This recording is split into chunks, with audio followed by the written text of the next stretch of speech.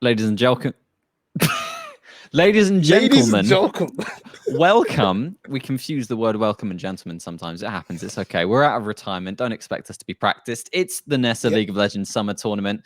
I'm Ollie. I'm joined by Dunk. Like I said, we're old age now. We're basically retired. But that doesn't mean we can't enjoy some fine League of Legends. And today we hopefully have some, I think. I hope. I don't know. I mean, I've been told a lot of the teams are very strong. You've got a team of full plats waiting in grand finals for two strong teams to advance forward. I think it's Cabbage family and EXE Machina who will be fighting out in the finals of the lower bracket to make it back against Chalky Milk. Remember, Chalky Milk did end up taking out EXE Machina, so they're looking for their run back. But we're going to start off with Cabbage family versus EXE Machina. I think this is, if I'm not mistaken, University of Kent and the University of Exeter. Yeah. I'm not sure if there's any sort of bad blood between those two universities. But regardless, we'll be getting into the game as quickly as we can. I'm not sure if the players are ready yet. We'll get a little bit of a heads up from Mothership when they are. We're missing some people in the lobby, so not quite yet, but let's explain the format, what's going on here. First, we have a losers final, and that will be a best of 3. The winner of that will then proceed to the grand final, where they'll face off against Chalky Milk, which will also be a best of 3. I've also just noticed that the teams on this new fancy Newell website, where the tournament bracket is being hosted, they get to put a little slogan along with their team name. So Chalky Milk hit us up with the drink up smiley face,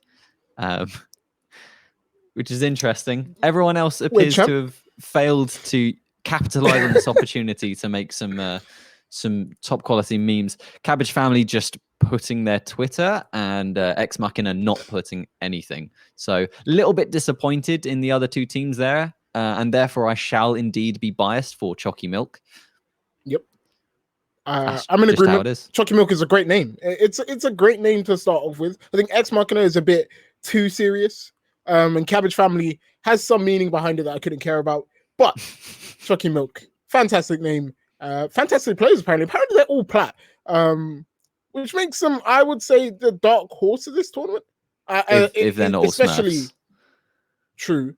But especially if in the low bracket I'm seeing like master diamond players, so it could be a good Cinderella story to enjoy, and hopefully you guys enjoy it with us. I'm just looking at the team. So Cabbage family, just going to try and get their roster up very quickly.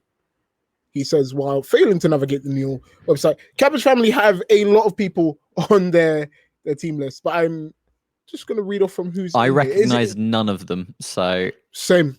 Yeah.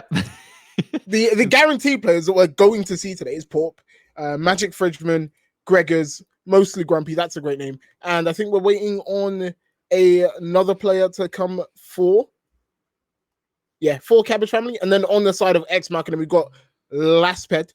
That's a great name. Exos and Malison. We're going to be calling him Exo for the remainder of the tournament. Mafia Go and Refresh will just about round up that lineup. Okay, we're going to get Sana Owo. Or are we? These guys have failed to use the League of Legends lobby correctly. So when the teams are settled, we'll get to know them. But yeah, Ollie, what are you excited to see today in this wonderful summer tournament? Well, here's the thing. As I admit, I do not know any of these players. I do not know any of these teams. I do not have any familiarity. I've not been following the university or alumni scene whatsoever. So I'll admit I'm not expecting anything. But what I would like to see is some decent gameplay, at least some excitable moments, and especially with the current meta that we have right now, there's a lot going on. You tended to see a lot of melee champions in the mid lane, bit more assassin centric. We're slightly shifting away from that now that we've got the reduced price on the mage items. So in either case, there's a lot of fighting in the meta right now. And that's fun. For a spectator perspective, that is fun. So all I want to see is just some good League of Legends, really. And then the better team to win, or not. I mean, that could also be fun. League of Legends. Yeah, like League is a fun game where, teams fight for 20 minutes and throw at the Baron / Drake. Getting a New lobby? An invite here, actually. Yeah, I think so. Someone's clearly messed up the first one. To be fair, the League of Legends client is not the best. Are we allowed to say that? I don't see why not. I don't think Riot is sponsoring this tournament. So, but they're always watching, Ollie. They always. They're know. always. Big Brother good. Is always watching. Well, I mean, are you planning on getting a career involved in League of Legends? If not, yeah, who gives a shit? Just say what you want, right? The client's kind of dog. Let's be real, and they've been, trying to work on it. But it would be nice to when you have 11 people in a lobby, and then someone joins and they're on the wrong side of the lobby. Why do we have to kick someone so they can switch sides to then re-invite people? It's just annoying. And we know for a fact that Riot's own client doesn't have a limit of 4 spectator slots. So it's possible. Me complain. Riot, that's the excuse. Riot suck. But also Riot amazing. They gave us this wonderful game. I'm actually very excited to see what like weird niche champions get pulled out. I think that's always the most fun in sort of University League of Legends at that level. Who is going to come out with their one trick Yasuo with 2.4 million mastery points, and will it be banned after? It will be banned. Especially exactly. It's best of 3, right? So it's going to be banned the first game. Will it make its way through as we get further on? But yeah, no, I'm like you said, I'm excited to see some good League of Legends. I don't know if this is the right place to do it, but yeah, should be a good day. But what are they fighting for, Ollie? That's the most important thing. If my memory serves me correct, I believe the prizes for the first place team brought to you by Overclockers UK. I mean, that can I just say that's just in my lifeblood now to say brought to you by Overclockers UK. The years of practice. I believe they're getting some gaming mice and some mouse mats as well. And Overclockers mouse mats are really nice. So don't know what the mice are, but I'm sure there'll be poggers as well. Poggers, guys. Poggers in the chat. Or W's. What's the trend? Is there? Oh, prizes are in the admin chat. Let's give them a check out. Ooh. Endgame gear, XM1R gaming mice, and endgame gear. MPG 890 XXL X. I like to hear the XXL. When referring to mouse mats, and only that, because you of course want as much space as possible covered for the for those gaming flicks when you're playing FPSs, which of course don't happen in League of Legends as much, but they're still really. I do actually own the mouse. I own this mouse. Yes, it's a nice. I'm not using it right now. I'm using a Logitech mouse, but it is a very nice mouse. It's very pretty, fits nicely in your hand. So maybe players will make the switch after trying them out. Endgame gear is pretty good gear, to be fair. So we'll see if anyone really likes it. If not, there's other solutions. Give it to a friend. Give it to a family member. Is the lobby ready? We have all the players in it. Yeah, they're just sitting there.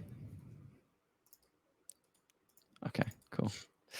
We'll be, unfortunately, there'll be that 3-minute delay that just comes with spectating without Riot's version of the client.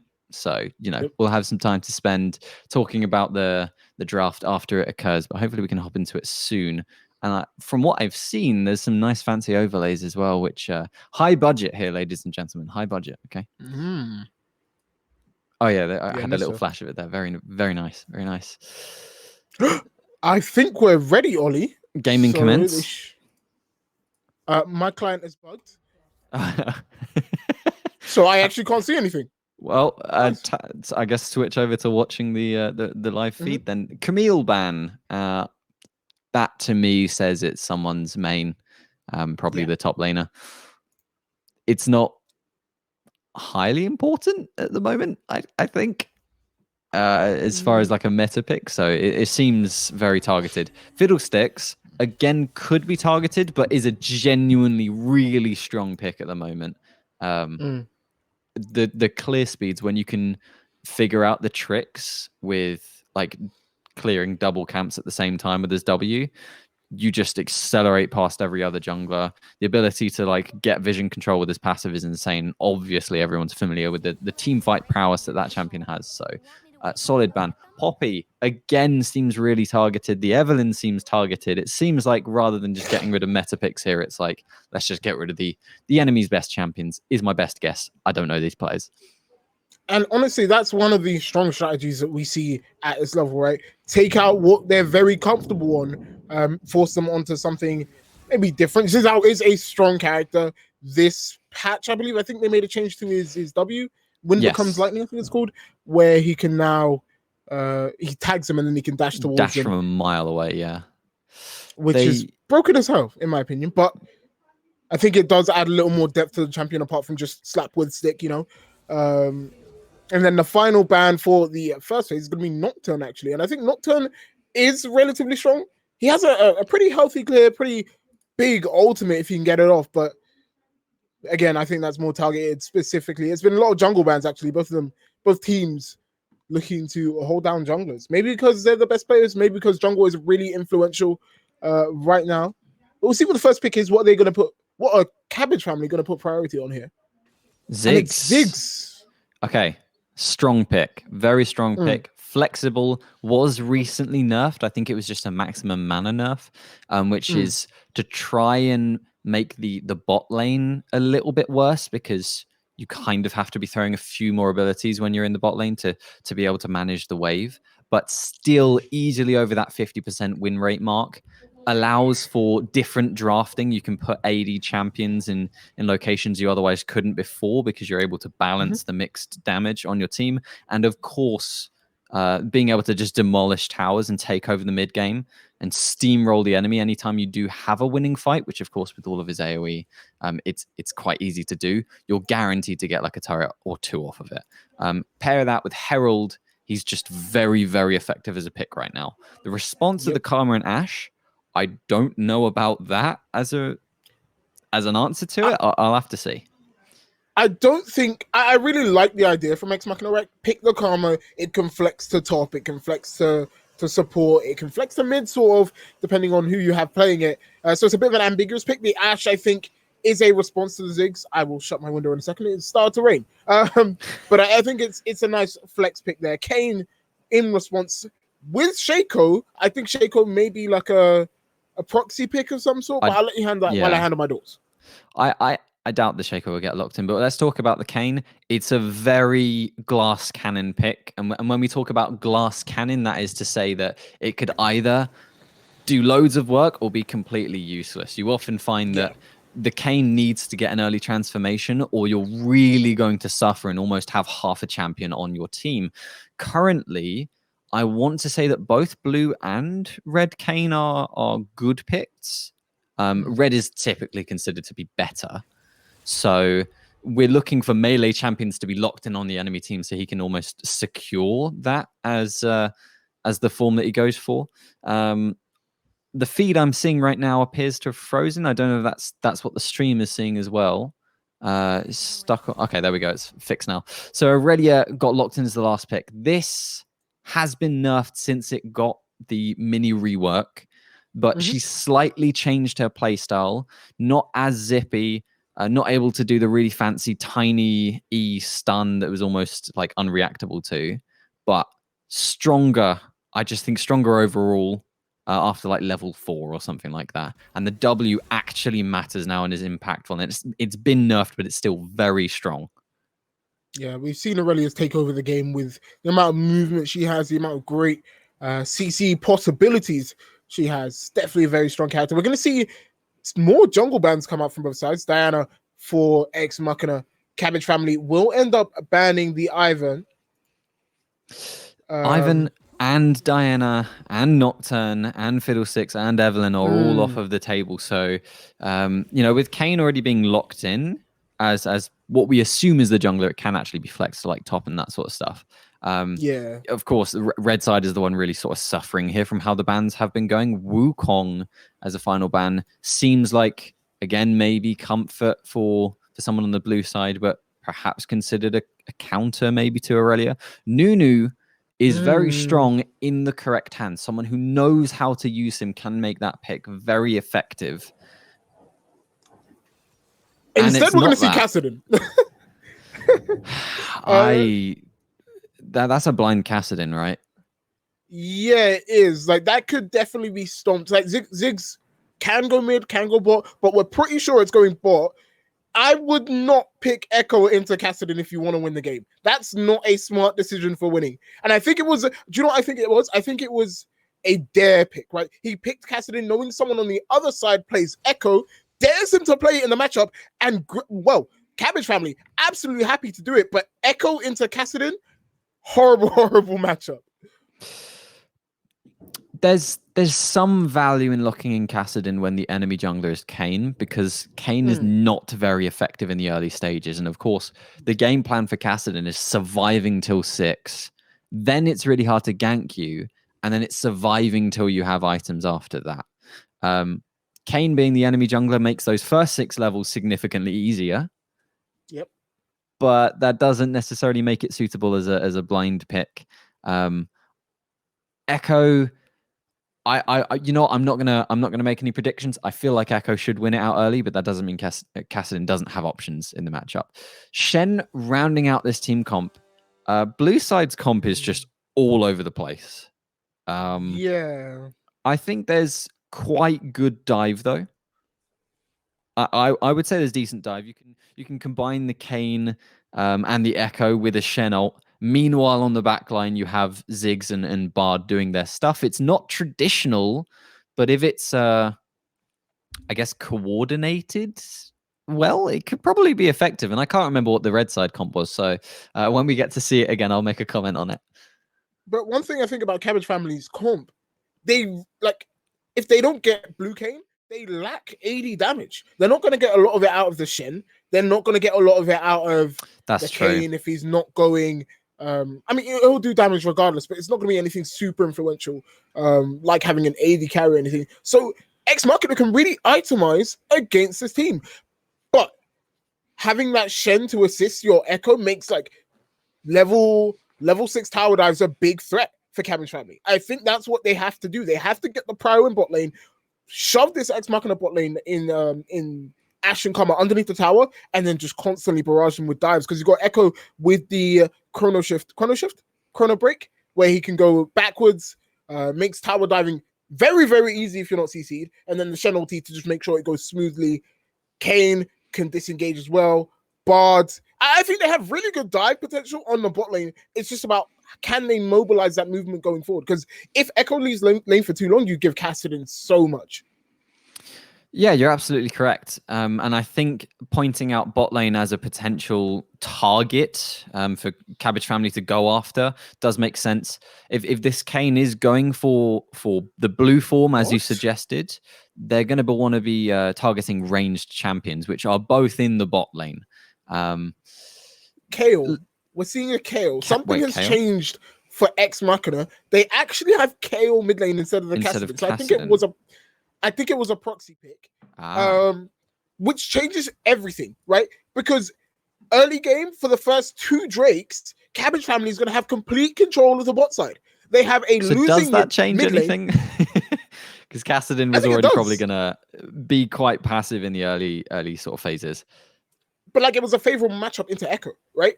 So, like, although he might get shoved out, he can trade with Echo, maybe set up some sort of gank. But with Kayle, it's like you have nothing. And you just, okay, maybe it's Aurelia mid and then Kayle top, which would make a little bit more sense. Yeah, we'll have to see where it goes. I'd lean towards the Kayle mid. We'll quickly, just for anyone in the audience who is very confused right now as to why Kassadin has suddenly become Kayle. Not all of these players own every single champion, so there is what we call a proxy pick. You lock in a different champion and tell the team this, in this case, Kassadin represents Kayle, so they know that's what was implied. And then you redo it and you lock in the champion. It's because obviously you want to trade around champions. You don't want to be forced to pick it in an order, but if you don't own them, you can't. So it's a bit of an awkward thing that we have to do, but that means it was always Kayle. It was never Kassadin. It's just they've locked it to represent Kayle. So to talk about the Kayle pick, I don't know if you've seen, but Nemesis in Korean solo queue has been stomping with this Kayle mid pick. You play an incredibly passive play style and just get XP. and then you win. I mean, does that work against Echo? I don't think so. Echo is going to beat the ever-loving poo-poo out of Kale for the first 6 levels, right? Until she can get to that range mark, she's going to get stomped. And even then, exactly, she's not going to do much. She does have the ult once she gets to level 6 to sort of prevent sort of dives, I guess, but it's going to be a horrible, horrible matchup. But one thing that I think I've noticed, Rek'Sai is going to have a field day going bot. That Ziggs Bard bot lane is going to be constantly shoved. Every moment they're going to be super shoved. Rek'Sai is going to be able to burrow behind them, maybe get ganked off, but you have to be worried about the Shen every single time you do that. So unless that comes pre-level 6, it's going to be... I actually think this may be a losing champ select for EXE Machina. They just have... It's a scaling champ select, right? You have your Rek'Sai to, and I guess you could argue Karma support to have a little bit of early game transitional power to try and get you to the scaling advantage. I think Kayle and Aurelia are very good late game, right? Yes. Can you get to late game? Yes. Also, the synergy of Karma and Kayle is very apparent because Kayle plays like an AD carry. Any of those supportive items that Karma may get to assist with the Ashe also helps out Kayle if you're using the ult E, shielding everyone, and then applying all of those buffs to them, as well as Aurelia. And Rek'Sai does auto-attack somewhat, but you sort of become a bit more of an assassin. So it's less about auto-attacks, more about just killing them as soon as possible. Rek'Sai falls off, absolutely falls off, though. So we'll have to see the effectiveness that can be applied in the early game if that really allows EXE Machina to transition to having like a level 16 Kayle, or if it's just going to flop against this, like you say, probably and certainly in the mid game, stronger composition from Cabbage family. Yeah, well, like it's all going to be around the Drakes as well. I think that's what we have to keep our eye on. How do EXE Machina play around the Drakes? Because I think a sensible team gives up the first 2. Give up the first 2, and try and get the third to extend the game, because that's what Drakes are now. Drakes are like 5-minute extensions to the game, where you're not really, really far behind. And I think that's what EXE Machina has to do. They have to play super safe around the first 10, 15 minutes. And then once their comp starts turning on, take fights. But also, Cabbage family have an incredible mid game, an incredible level 6 team. Here's what I find interesting, actually. I think potentially on the blue side, you accept that if it goes to 4 dragons, unless you're rushing them, you're getting like a 22-minute 4th dragon. It's maybe better to go for Herald, especially with the change to the tier 2 tower gold. It's really worth getting Heralds now. Not just that first tower, but the second tower. In combination with your Ziggs, you can have 1 charge from the Herald and then the Ziggs W, and that's a tower gone. You get a second charge, W from Ziggs, it's gone. Accelerate your gold that way and win the game through sheer brute force and maybe getting like Baron around 20 minutes. That is absolutely an option. I think you're absolutely right? Like, but they will have their pick of the objectives, right? They will have control. Actually, I think that might be a bit too fast to say. I think it really just depends on how this Aurelia Shen matchup does go. You know, getting into the game, seeing a normal setup from both teams. Just gonna get... You just raised a fair point. How does this Aurelia Shen matchup go? Aurelia usually beats most people right now, it feels like, especially with that W. Shen obviously can just stop auto attack damage though, which is where a lot of Aurelia's damage is front loaded, if you will. I'm tempted to say it's maybe a skill matchup. I don't really know how it goes. Maybe leaning towards Shen, maybe leaning towards Aurelia. It's hard to say now that she's had her changes. So I'll just keep my eyes on it and see how that does indeed play out. But the bot lane is also interesting because typically speaking, Ziggs and Bard are bullies and they look to just shove you out and poke you out and from afar constantly chunk you. Karma and Ashe do a similar thing though. So which one does it better, to be honest?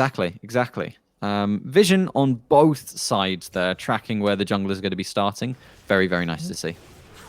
Yeah, and both junglers back to get their Oracle lands as well.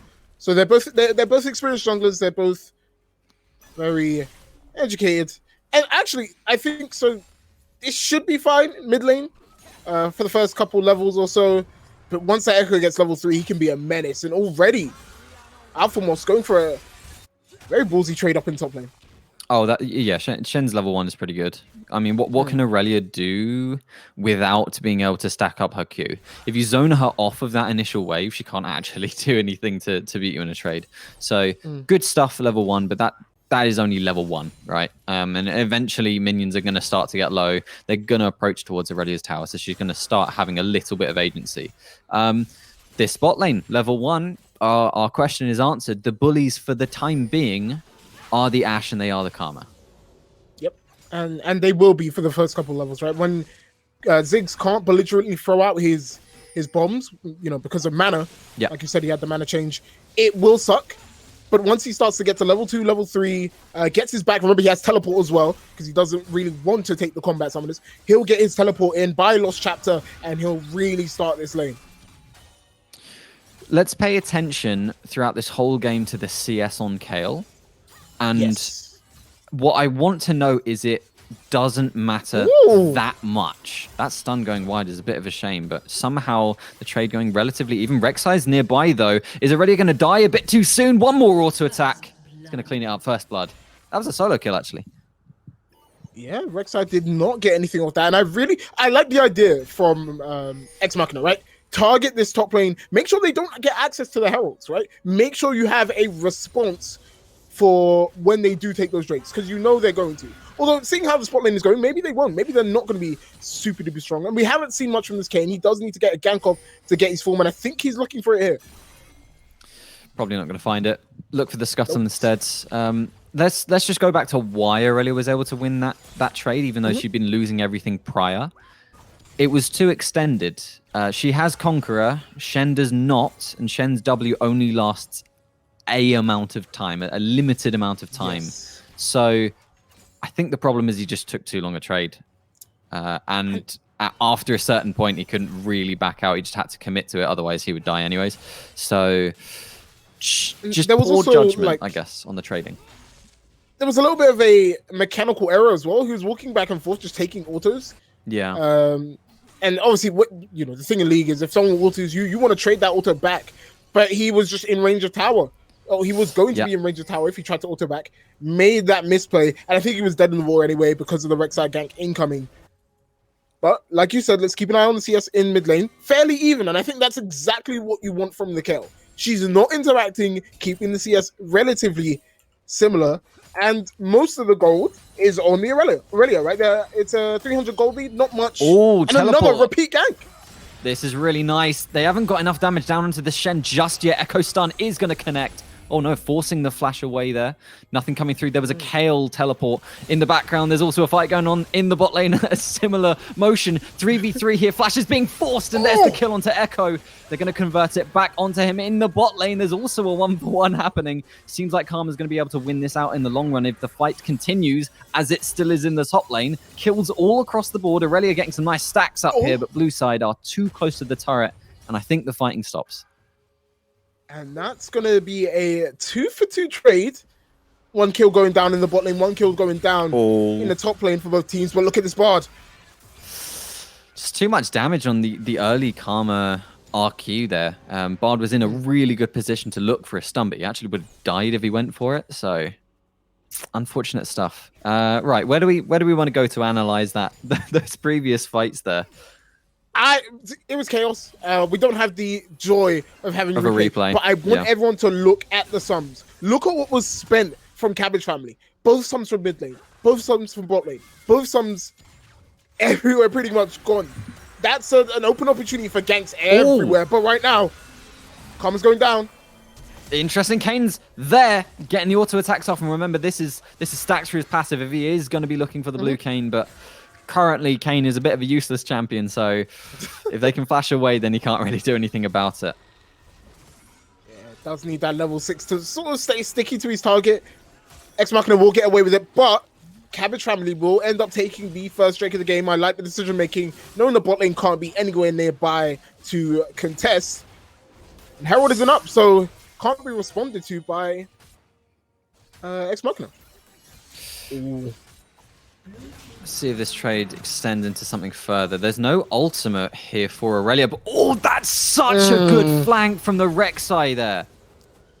Yep, Rek'Sai with those barrels has access to a bunch of scary and very weird gank paths, right? Came from behind your tower. It's something that you don't expect, but I think it was absolute madness from Alphamos to walk into that area in general, not knowing where the enemy jungler was, and then taking that trade there. I think it's a bit of a misplay.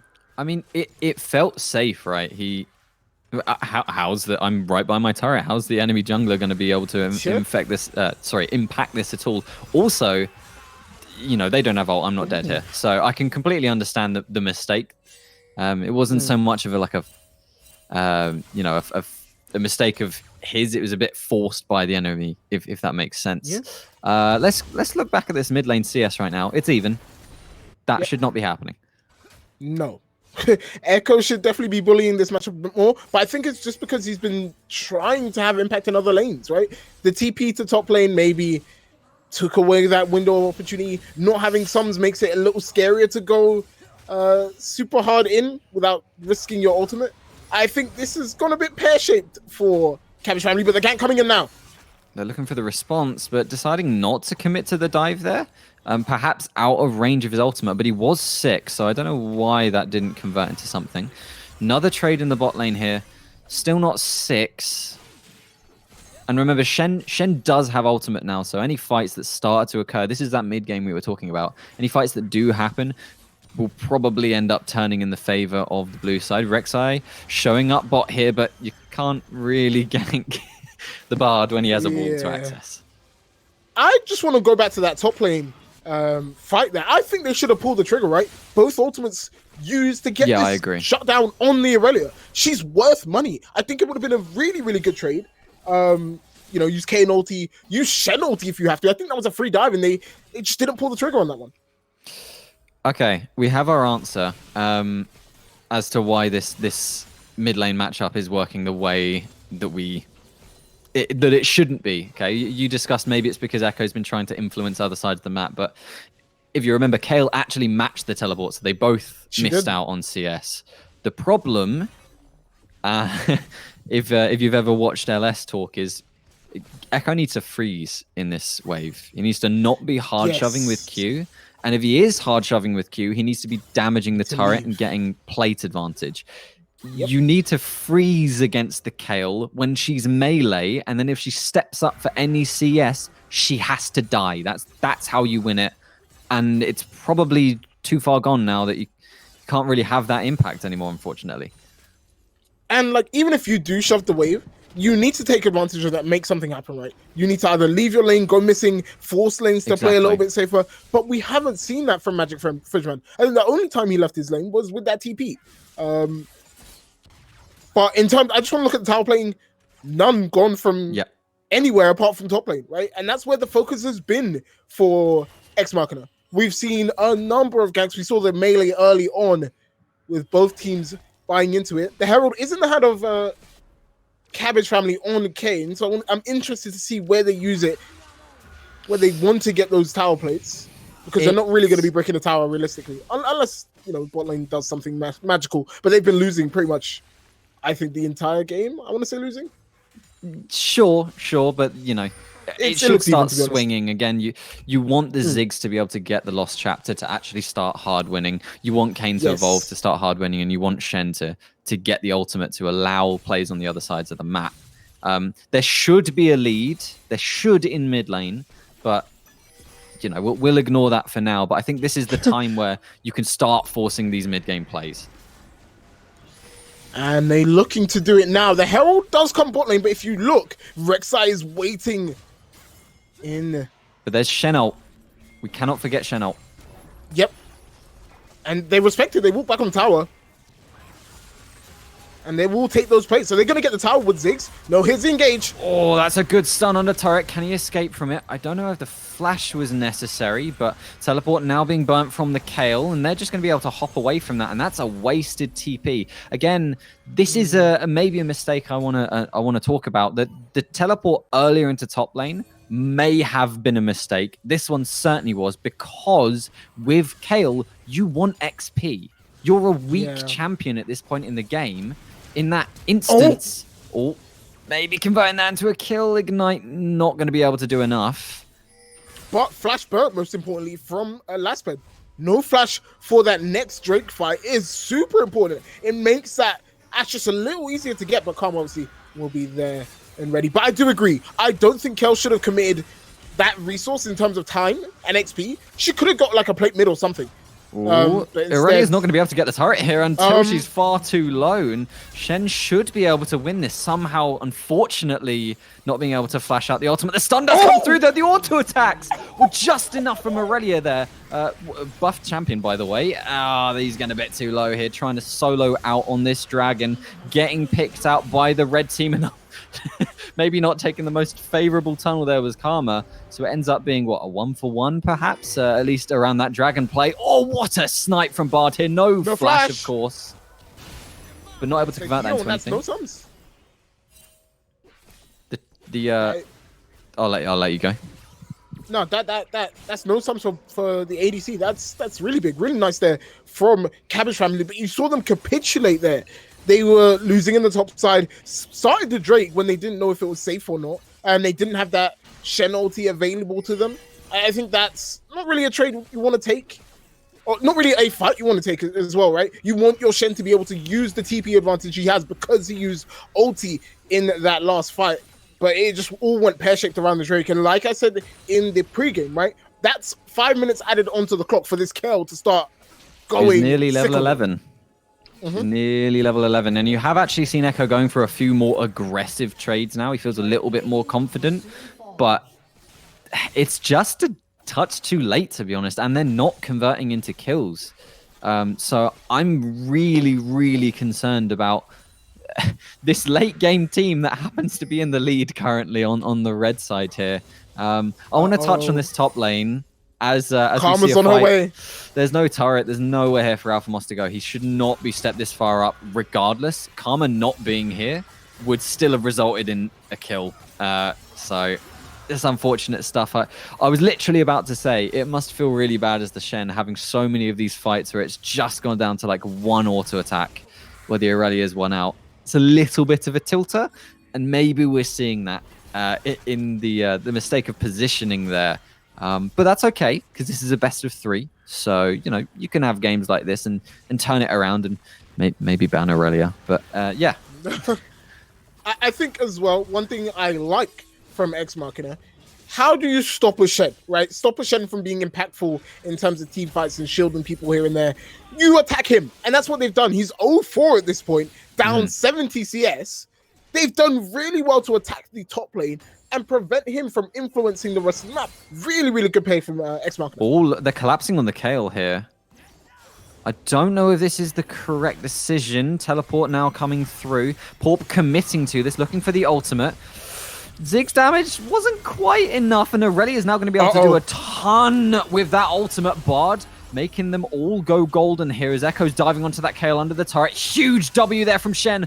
The stun goes wide from Aurelia and wasn't able to make the 1v5 outplay just about. Kayle did live, and the response from the red team on the other side of the map is going to be that Herald. Yeah, they invested a lot to kill this Aurelia. At one point, she was standing in 4 people just pumping damage, right? And that's how strong this Aurelia is now. She's look at the CS difference in top lane. Yeah.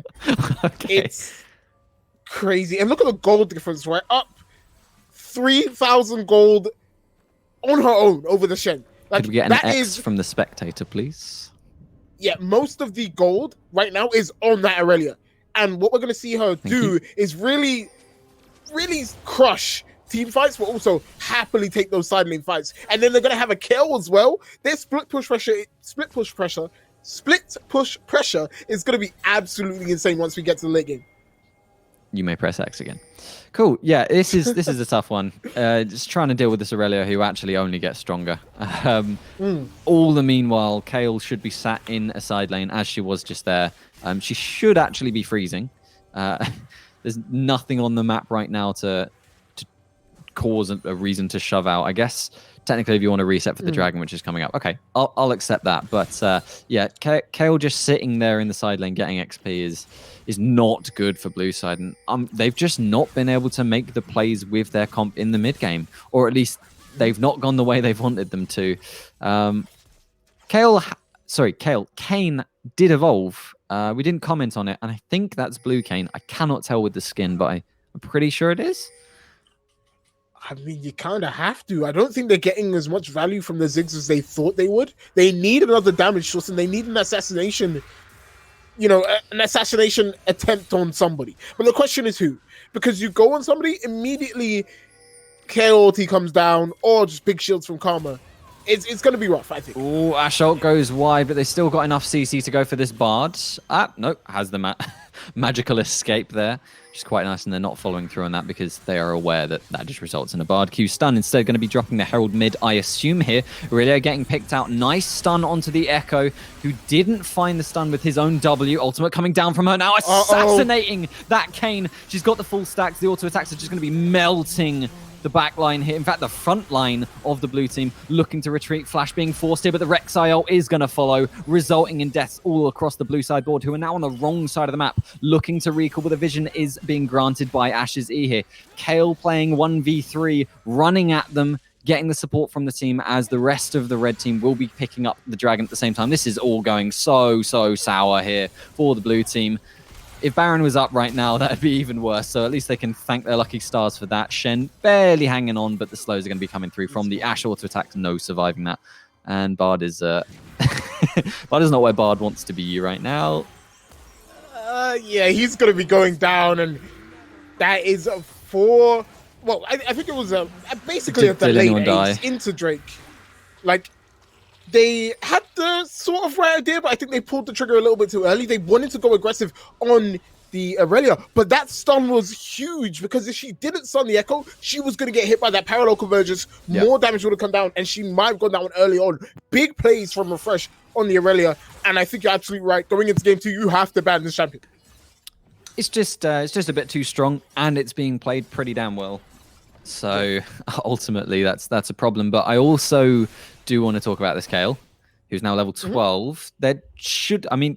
We saw her evolve to level 11 quite a while ago, so there definitely needs to be some more XP going on.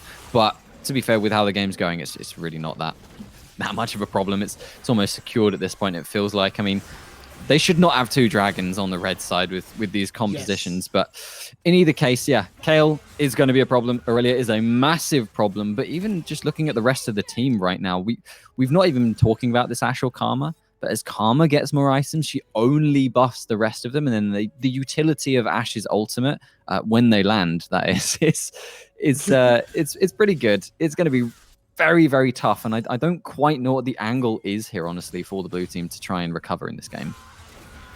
Look at the controller vision. They're actually going to engage on the Karma. Lots of damage coming down. It should be a kill. That's nice. Flash was not forced there onto the Ashe. They just missed the Bard ult, it seems. But that's unfortunate. So there's still stuff you can do, but the problem is, like, Karma is maybe the least value target here.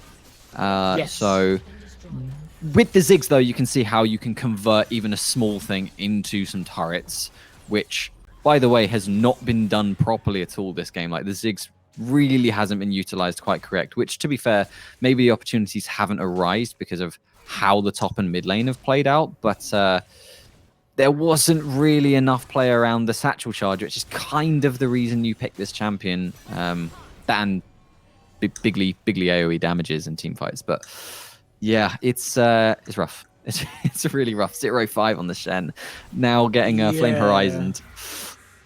And honestly, I want to think back to the early game. There should have definitely been more emphasis on attacking this bot lane, getting rid of that tower ASAP, and then mobilizing your bot lane to go to mid lane and just keep knocking down the outer towers, and then use the Herald to get the tier 2, like you were saying. But they just couldn't do that. I think they were a bit too fight happy up in the top lane. I honestly think because he's not getting back into this game anytime soon. He just needs to play safe and really put your resources in the bot side of the map. But it's far too little, far too late at this point. But they do have a way back, obviously. They have this blue cane, and they have a lot of assassination potential, right? And that's what they need to do. They need to pick someone off who's in the wrong place. But all they can do at the moment is really prey on the mistakes of EXE Machina. For sure. I think right now, to comment on how the lane setups are going, we have both of the teleports available for the Aurelia and the Kayle right now. So they're going to go for sort of a 1-3-1 style situation, but it's around the Baron pit. So when they see the angle, they're going to go for that. That is so much damage from the auto attacks there. Good ultimate to escape, but that's all it is. It's just escaping at this point because that Aurelia is a monster. At this point, all Echo is a caretaker, right? He's just there to make sure she doesn't push her free because he cannot win that fight. He just has to stand there and be like, okay, hit me so you're not hitting the rest of my team. But you're right, this Aurelia is a monster. Engage going on the top side jungle. This Rek'Sai is so beefy as well. They could just start this Baron. Absolutely. And it's probably easy enough to just turn on the enemy team and win the 4v4. Okay, Aurelia looking for the dive. Force the flash, but force the Shen ult, which is really important. And I want Red Team to be starting Baron right now. You just forced the Shen ult, and you just forced Echo to have the back. You can keep the Aurelia bot lane ready to TP whenever. That absolutely should have been a Baron start angle right there, but in either case, it wasn't. That's fine. Maybe they're focusing a bit more attention on the dragon. They want to reset, spend that gold for the next dragon. Kayle, though, stepping up a little bit too far. Should be able to win this, though. It just depends on whether the rest of the blue team are going to be able to get there in time, popping the ultimate, flashing on top of the cane, forcing his own flash as well, and they will be able to punish that mistake. The rest of your team backed off, Kayle. They decided for a reset. You should too. Big shutdown going into the pockets of Magic Fridgeman on the Echo. And like I said, that's what they have to do. Find people who are making mistakes and really punish them. It's not going to be enough to stop them from taking this Drake, I think. But I want to call back to that Baron that you were saying they should have taken, right? You don't even need to finish it. Nope. You put blue side in a position where they have to teleport, and as soon as they teleport, they just walk away. Yeah. But we're going to see a Baron come out from Cabbage family. It's the right call, but they don't have enough damage, so it's the wrong call. Teleport now being burnt from Aurelia. Here's where you have to retreat, but you're just too low at this point. This is just a lost fight. Kayle was able to teleport in, and damage coming across the board is definitely in favor of Red Team here. 2 kills now, both for the Aurelia. 3 kills. Can they convert it? Can we see a pentakill? No, okay, they're going for the Baron instead. And I agree with you. They have to make that decision to force them to respond after that Drake. But you need to run. Get the hell out of there. Yeah, you get the hell out of there, right? Baron has already chunked you, as we're going to see another kill maybe go down. Refresh on the Aurelia, will dash forwards, get the slow. Oh my word. Oh my goodness. Well, this is an unofficial penta, that's for sure. That's a Q, and then it's another Q. No, not going to risk it. Not going to go under the turret there. Rek'Sai getting dangerously low, but all 5 members of the red team there getting the Baron buff on their shoulders. This one's an FF. This is a go next situation, I'm afraid. Big boy Baron throws are the name of the game for Cabbage family, right? You go to that Baron and you hope they don't notice. And once they do, you leave. That Echo was on 200 HP when he tried to go in with a parallel conversion. As Bard is caught in no man's land. Okay, what are you going for there? What are you warding right now? That why does that need to be there? He's going on a magical journey to find more meeps, probably. But you just don't. I agree with you 100%. Big throw. Could have died. Lucky he didn't. Had to burn sums for it though. Burn flash. And at this point, this is what we call an easy pop for EXE Machina, right? They're on soul point. They have, look at the vision, by the way. They have full control of the river. So Cabbage family can't even step past this point anymore. They have to respect where their towers are and really play within that range, as Alphamos on the Shen will be going down for the 7th time this game. And it's the 2nd time he's been stepped up this far for no reason. What is that teleport from Ziggs? Okay. This is just a bit of tilt. This is just falling apart at this point. Not really much to say here. This is just the uncoordination that happens when you're this far behind. At this point, you should just really be considering, okay, what's the adaptations we're going to make for the next game so this doesn't happen again. And obviously, the Aurelia ban is the first thing, but perhaps consider this mid-game comp that you went for it wasn't executed well enough. Yes, unfortunately. Maybe you should also steer towards a late game style comp as well, or a really early game style comp, so that you don't have to wait to start putting the plans together. If that makes sense, it's just from the get go. You're just trying to ram down the enemy team. In either case, ban Aurelia, please. I think it's very high value at this level of play, playing early game aggressive champions, right? Because, well, I say that. I think early game and late game comps are really strong because in the early game, people aren't ready for the aggression. And in the late game, lots of teams don't know how to close out, right? They went for a mid-game comp that was very difficult to executed it wrong. And I think that puts really big dampener. Bard just finished his quest. I think that puts a really big dampener going into the next game, right? Because they don't know if this was a problem with the comp or it was a problem with the execution. I don't know if they get the combo here.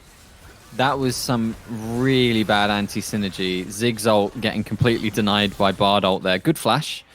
Okay, well, you took the Karma out of the fight, which is, this has happened a couple times now. They're able to find that pick whilst Karma's extending a little bit too far for vision. Yep. But that's not going to win the fight. You're still not able to go and contest this Infernal, so it's something. I'll accept that. But again, to touch on that, the anti-synergy there of the Ziggs and Bard ult, it's just the communication breaks down a little bit in these styles of games where it just feels hopeless. You start just talking a little bit less. Let's just see how this final fight plays out. I'm pretty familiar with how it is going to be. Oh man, this is going to be disgusting. Kael's taking a lot of damage. Of course, remember, she doesn't have ultimate, apparently. Okay, that's a key target to take out. Karma has respawned at this point, but Aurelia is still alive. So I still am concerned about how this fight's going to play out. All the meanwhile, Shen is struggling to deal with the super minions in base. He does have his ultimate to enter the fight, but Red Team should just wait here. They should literally just wait for Kael to respawn and be able to teleport back in, which is why you see Blue Team forcing it. The Dragon's getting low. Oh, the Bard once again counting with the Zigzag. Who's going to get it? Blue Team. They stop the Infernal coming through. Kills are coming across the board, but Aurelia is still alive right now. And, I mean, when Aurelia is alive, it's kind of doomed, isn't it? So, double kill. Triple kill. Another kill for the Rek'Sai. And teleport coming through into the completely undefended bases. The Ziggs is struggling to escape here. That's GG. That's another teleport into the base from the Kael, who has respawned. First game in this best of 3 losers finals. Going in, it's EXE Machina's favor, I believe. Pretty convincing. No, very convincingly. This is a dominant display. And honestly, there was, I think, once it got to 20 minutes, you're literally thinking, okay, what are we doing in the next game? And this is where you need someone who can really be like a locker room lift up, right? Someone who, after that pounding you took, can really motivate everybody to get their heads back in the game, basically. I just want to have a quick look at the damage numbers. Obviously, Aurelia was doing brick tons of damage. You're looking at this Echo doing 8k damage. You're looking like it wasn't enough. Blankly, well, I'm going to put it bluntly, right? It wasn't enough to warrant picking the Echo. Same with the Kayn. They just didn't have any presence of damage anywhere else apart from Ziggs. But they can go into game 2, best of 3. You have to keep your heads in the game, and you have to have someone just really tell you, you still have a chance. But because they mis-executed the comp, they have to think about, do they still play the same comp? Or do they switch it up going into game 2? It's a best of 3, and thus we can set it aside, and move on to the next one, where I believe EXE Machina have chosen blue side. Yes, I think blue side is easier to execute on. In my opinion, I don't know why. It just feels like it. So I think getting that first pick is super important. If you have like priority picks, you definitely want to get it in your hands. And they can definitely throw any Aurelia again, right? If that's not banned by Cabbage family, I don't know. They're not trying to win, in my opinion. Definitely need to get Aurelia out of the hands of Refresh, but also give Alphamore something that he can work with. We did look at OP.GGs in the meantime, and me and Ollie both agreed if you can play the Karma, you pick the Karma here because it's so good at stuffing what Cabbage family wanted to do, right? Be aggressive on that top lane and really attack. And Karma's a relatively safe pick. You need to know how to work with the Karma compositionally, though. It's True. Like we say, it's a good crux for what appeared to be a skill differential. But if the team doesn't know how to play without that front line, or at least you draft elsewhere to make up for the front line, and you don't have the carries which benefit from the Karma, then it doesn't make sense. So there's still a little bit of a caveat to it. And as I was also discussing, top laners, the mindset probably isn't this guy's better than me. It's like, he got Aurelia, he got ganked, I just got camped. Look, I'm better than this dude. Just let me run it back. I'll crush him. Give me the Aurelia this time.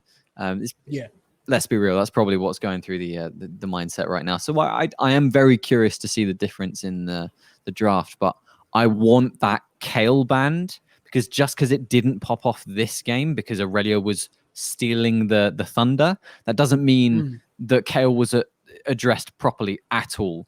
It should not have been even, and it won the game without getting 16. If we'd seen that, it would absolutely have stayed banned, right? For the future games of the series, and I don't want them to accidentally miss that just because Aurelia was so much stronger up until potentially the future parts of the game if it had continued. So those are at least two adaptations I definitely want to see. But the other thing we discussed is the Ziggs was the priority pick, and it didn't seem to be played correctly compositionally.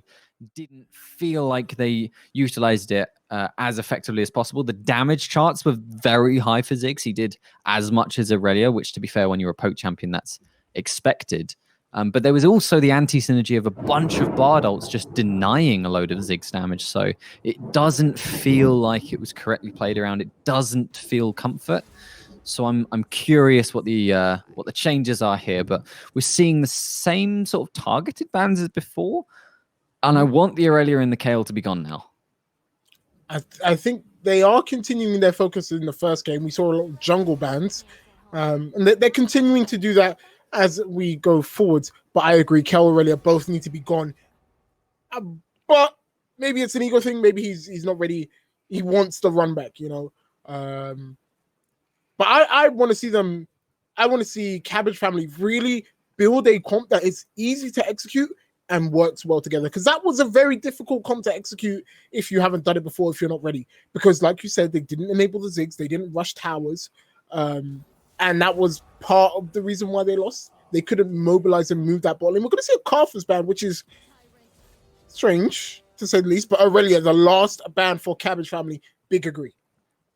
I think, okay, well, Nocturne coming through. Not as good in lane anymore since the latest nerfs. Might still be pickable, but genuinely he lost like 8% win rate off of the nerf. But the nerf was lane focused. Still really good in the jungle, and the ultimate is still game breaking. Kog'Maw Lulu is a combination which is very good. I was gonna say Kog'Maw Lulu, if you want your bot lane to pop off while also being incredibly safe, this is what you want. And this is a similar situation to what EXE Machina had before, right? In the Kayle. This is a ticking time bomb. If you do not handle this Kog'Maw, he will handle you. I wonder what EXE Machina wants in response. They're hovering the ash. We see it picked. But going back to that Kog'Maw Lulu, I think one of the best bot lanes. I think Vayne Lulu is better at the moment, but that's just me personally. I love this pick. If Zyra does come through, I love it as a response. Create an area where this Kog'Maw can't actually be around and fight around that. I love the pick. I love it, but I do not love it being picked now, because that was not going to get banned. I very highly doubt it would have got banned. I would have instead gone for your Kayle, as you've already demonstrated that the opponent doesn't know how to play against it properly. And then the opponent probably would have banned out the Karma expecting that to be picked once again. So you're wasting bans from them and then still getting the picks that you want and being able to secure a pick that you know already works. Xin Zhao is a strong pick, as we've already previously discussed. That's going to be the jungle locked in, so we shouldn't see jungle bans this time round. Hopefully. What's it going to be? There's the Kale. Kale. Okay, I think that should have been there instead of the Zyra. That's my opinion. I agree. You take the Kale there and force them to respond as well. If they don't, you ban out everything that you don't want to play as Kale. But maybe they're just happy to let it go. They're not super focused around mid lane. So maybe they're just happy to let it fall off. We're going to see a Shen ban as well. I understand it. I don't think they want the global teleports versus... You don't want a Shen ult on a Kog'Maw, especially after the size of that Shen ult got buffed, I think, in the latest rounds of it. Tryndamere is a very peculiar ban. That must be a target ban, but we probably expect that Echo to come out again. I feel like it should do, since that's what Magic Fridgeman primarily played. So you can sort of go... Well, he's going to go with that, so we don't need to bother about bans to deal with Echo. So they focused it on the top lane. I want to see them give counter pick over, I was going to say, to their top laner, right? Because we did say in the first game he was pretty horizoned. That's a bad pick. Malzahar, I think they're just going easy to execute, though. Right? Press these buttons, you can't mess it up. However... Malzahar into Zyra is not a good plan. Because every time you're standing still, Zyra will just set up her ult on top of you. You're going to get knocked up out of it. I don't think it's a good pick. It's not even that. It's the fact that Malzahar does not work against mages who are higher range than him, and it's being picked blind. And yes. Syndra, who currently just got buffed, her Q now costs... it's a third off the mana cost of it at level 1. So she can spam it even harder. She can just Q you once, pop your shield, and then QE you from a mile away and then just destroy you. And in team fights, you literally cannot step up. So I do not like that Malzahar pick, and I think the Syndra is a pretty decent response to it. The Jax is interesting. It's blind, but it's good against both Xin Zhao and Kog'Maw with the counter-strike. Is Gangplank the correct response to Jax? I'm not entirely sure. I don't quite know how that matchup plays out, but my guess is no. But we're seeing it anyways. I don't think it's that bad, right? You have the oranges every time he tries to stun you with the counter strike. Trial by Fire is a great trading tool early. I don't think it's a horrible pick. Really does depend. I think it's mostly skill orientated. We'll have to see, but teams round it out now. And once again, for Cabbage family, you have to look at the spot lane. Kog'Maw Lulu, if they're getting dumpstered early on, which is... It's a potential happening with the Nocturne being available, this is going to suck, right? They need to mobilize the spot lane and just make sure they're safe. They don't even need to have any sort of actual ganks going off. They just need to make sure they don't get ganked and they have a safe laning phase. I do like the response in Ashe Zyra. There's a lot of poke there to stop them from... sort of just shielding away your damage the entire game. Mid lane, I would say, is in favor of Ex Machina. Again, a really good pick in the Syndra. I think this is a slightly more even game and an easier to execute comp for Cabbage family, right? Look at their team. It is really just go in. And it's where they found their success, when they, found a single target, blew them up, and then move forward afterwards. I think an easier to execute comp is better for them going into this. But at the same time, looking at the picks on the side of Ex Machina, they're really, really good. Really, really good picks here. In particular, I really like that Zyra pick. Yeah. Again, the order was incorrect, perhaps. Yeah. In retrospect, the Malzahar coming through would have been very good into the Kale, actually. So again, I still wouldn't have put the Zyra there necessarily. But I guess they could have. You didn't want to show on your blind picks at that point, right? I guess you wanted to try and get the counter pick for both top and mid. So sure, I can understand that. You're talking about the simplicity of the Cabbage family comp, but where's the difficulty in the Ex Machina comp? There literally is none. There, you find. I think they have a similar MO, right? Pick someone off with that Ash stun, blow them up with Nocturne ulti. So they're pretty much aiming to do the same thing. It's just on the other side, they have a lot more get off free stuff, right? Gangplank is really good at getting people off him. Zhao can do the same with his ultimate. Malzahar has the spell shield, so he's not really going to be a target for. Well, I think he's going to be the main target, to be honest, but he's not really who you want to kill. You kind of want to go in the Kog'Maw, and the Kog'Maw has the Lulu to protect him, right? So they do have good countermeasures in play, but it's again about execution. Can you execute what you need to do when they do run at you? And honestly, talking about the pick order as well, I think Cabbage family could have given mid lane the counter pick. You can blind Gangplank. Like, Gangplank is a great blind pick. It's not like he has too many super hard losing matchups. Like, I'm trying to think of any in my head. They, I think they tend to be like ranged, if I remember correct. It's but then or like all in something like a set. I'm pretty sure probably does quite well. Where once they're on your face, they stay on your face. It's tough. I think you are correct. There are the countermeasures. The enemy are going to dive on the cog, and you have the tools, the Lulu, the Xin Zhao to knock people away, the Gangplank barrels and ultimate, the Malzahar ultimate, and that sort of stuff. But yeah. I don't think the lanes win enough, and the enemy also has an equal amount of tools to get on and blow up that Kog'Maw, and also to interrupt things like that Malzahar. If Nocturne ult gets popped and Gangplank isn't already there, Gangplank doesn't know where to ult. Like that, those sorts of things are in play here. So it's tough. And Syndra doesn't need to get close necessarily to blow up the Kog'Maw in this circumstance. Sometimes you play against comps where if Syndra does step up to ult them, then she gets blown up herself, but she's going to step up when Jax and Nocturne are already in the enemy's face. And Zyra is just going to be adding so much damage. Ashe with the CC to look for picks onto people and easily pop Malzahar's ults. I feel like there's just a bit too many tools on blue side's favor, as well as the advantageous laning. But again, ultimately, comes down to play, comes down to execution.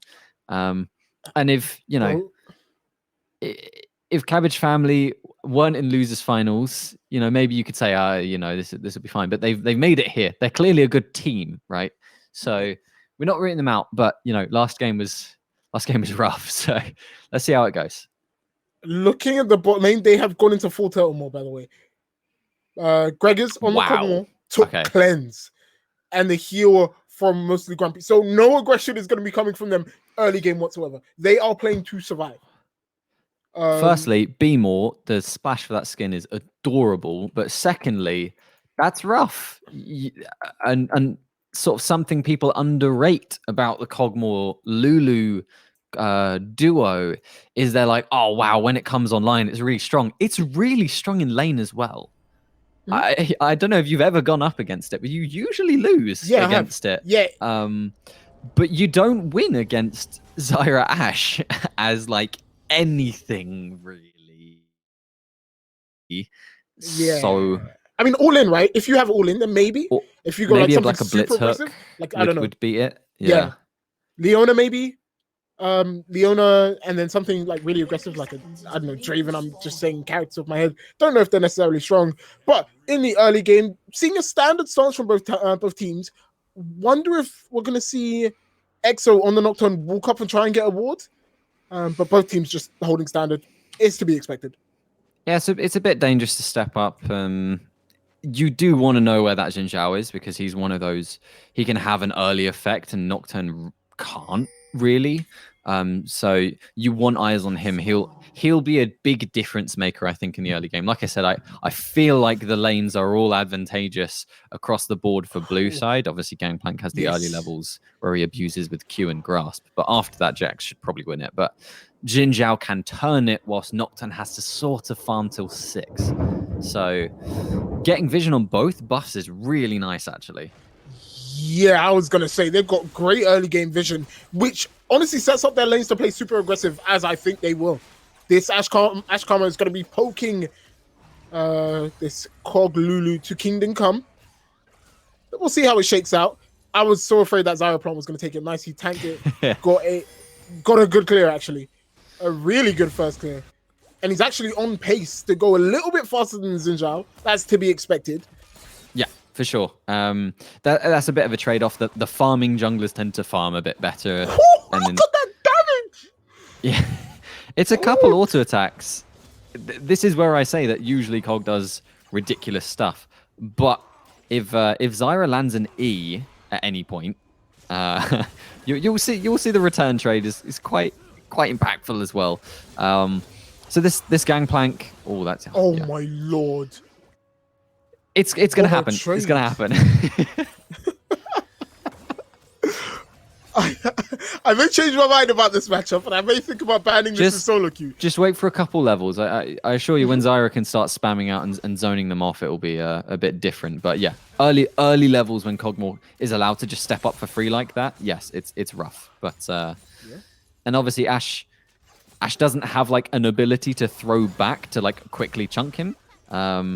There you go. See, that's the Zyra punish for Cogmore actually stepping up now. So you see, it's just those early levels in this matchup at least. But top lane, like I mentioned, Gangplank early on abuses Grasp, which is why we see him sort of winning it out. But I doubt that'll last for a very long time. Jax clearing that out. Oh, the Nocturne's already here. This should not be happening. He should not be able to get away with. That's such a greedy flash. Teleporting under the turret. One more auto attack. Gonna trade kill for kill here. Jax shoving that out should deny a couple minions. I think that was okay. I think that was worthwhile, especially because Xin Zhao's not actually able to do anything in counter unless he can make a play mid here. I mean, usually you want to see your Nocturnes power farm to 6, and then really make their presence known. I don't think it's a good trade dying there. I think once you get the flash, you can leave and come back later. But maybe EXE just saw red, wanted to get the kill off. It was a trade 1-for-1. And because the first blood did go the way of Ex Machina, bad position here. Teleport being burnt from the Jax here. This is the difference maker. And the slow's already down to the Xin Zhao Ignite, getting burnt early as well. They should be able to commit to this. Is the damage trade enough, though? Lulu's shield's coming through. Oh, huge. But the Syndra over the wall with a Q. Not able to follow up with the stun. Cogmore continuing to chase, but they're going into darkness by doing that. Nocturne looking to follow up. And nothing comes of it. But I do think resets have to come out from the red side here. And that was the difference maker. Gangplank being...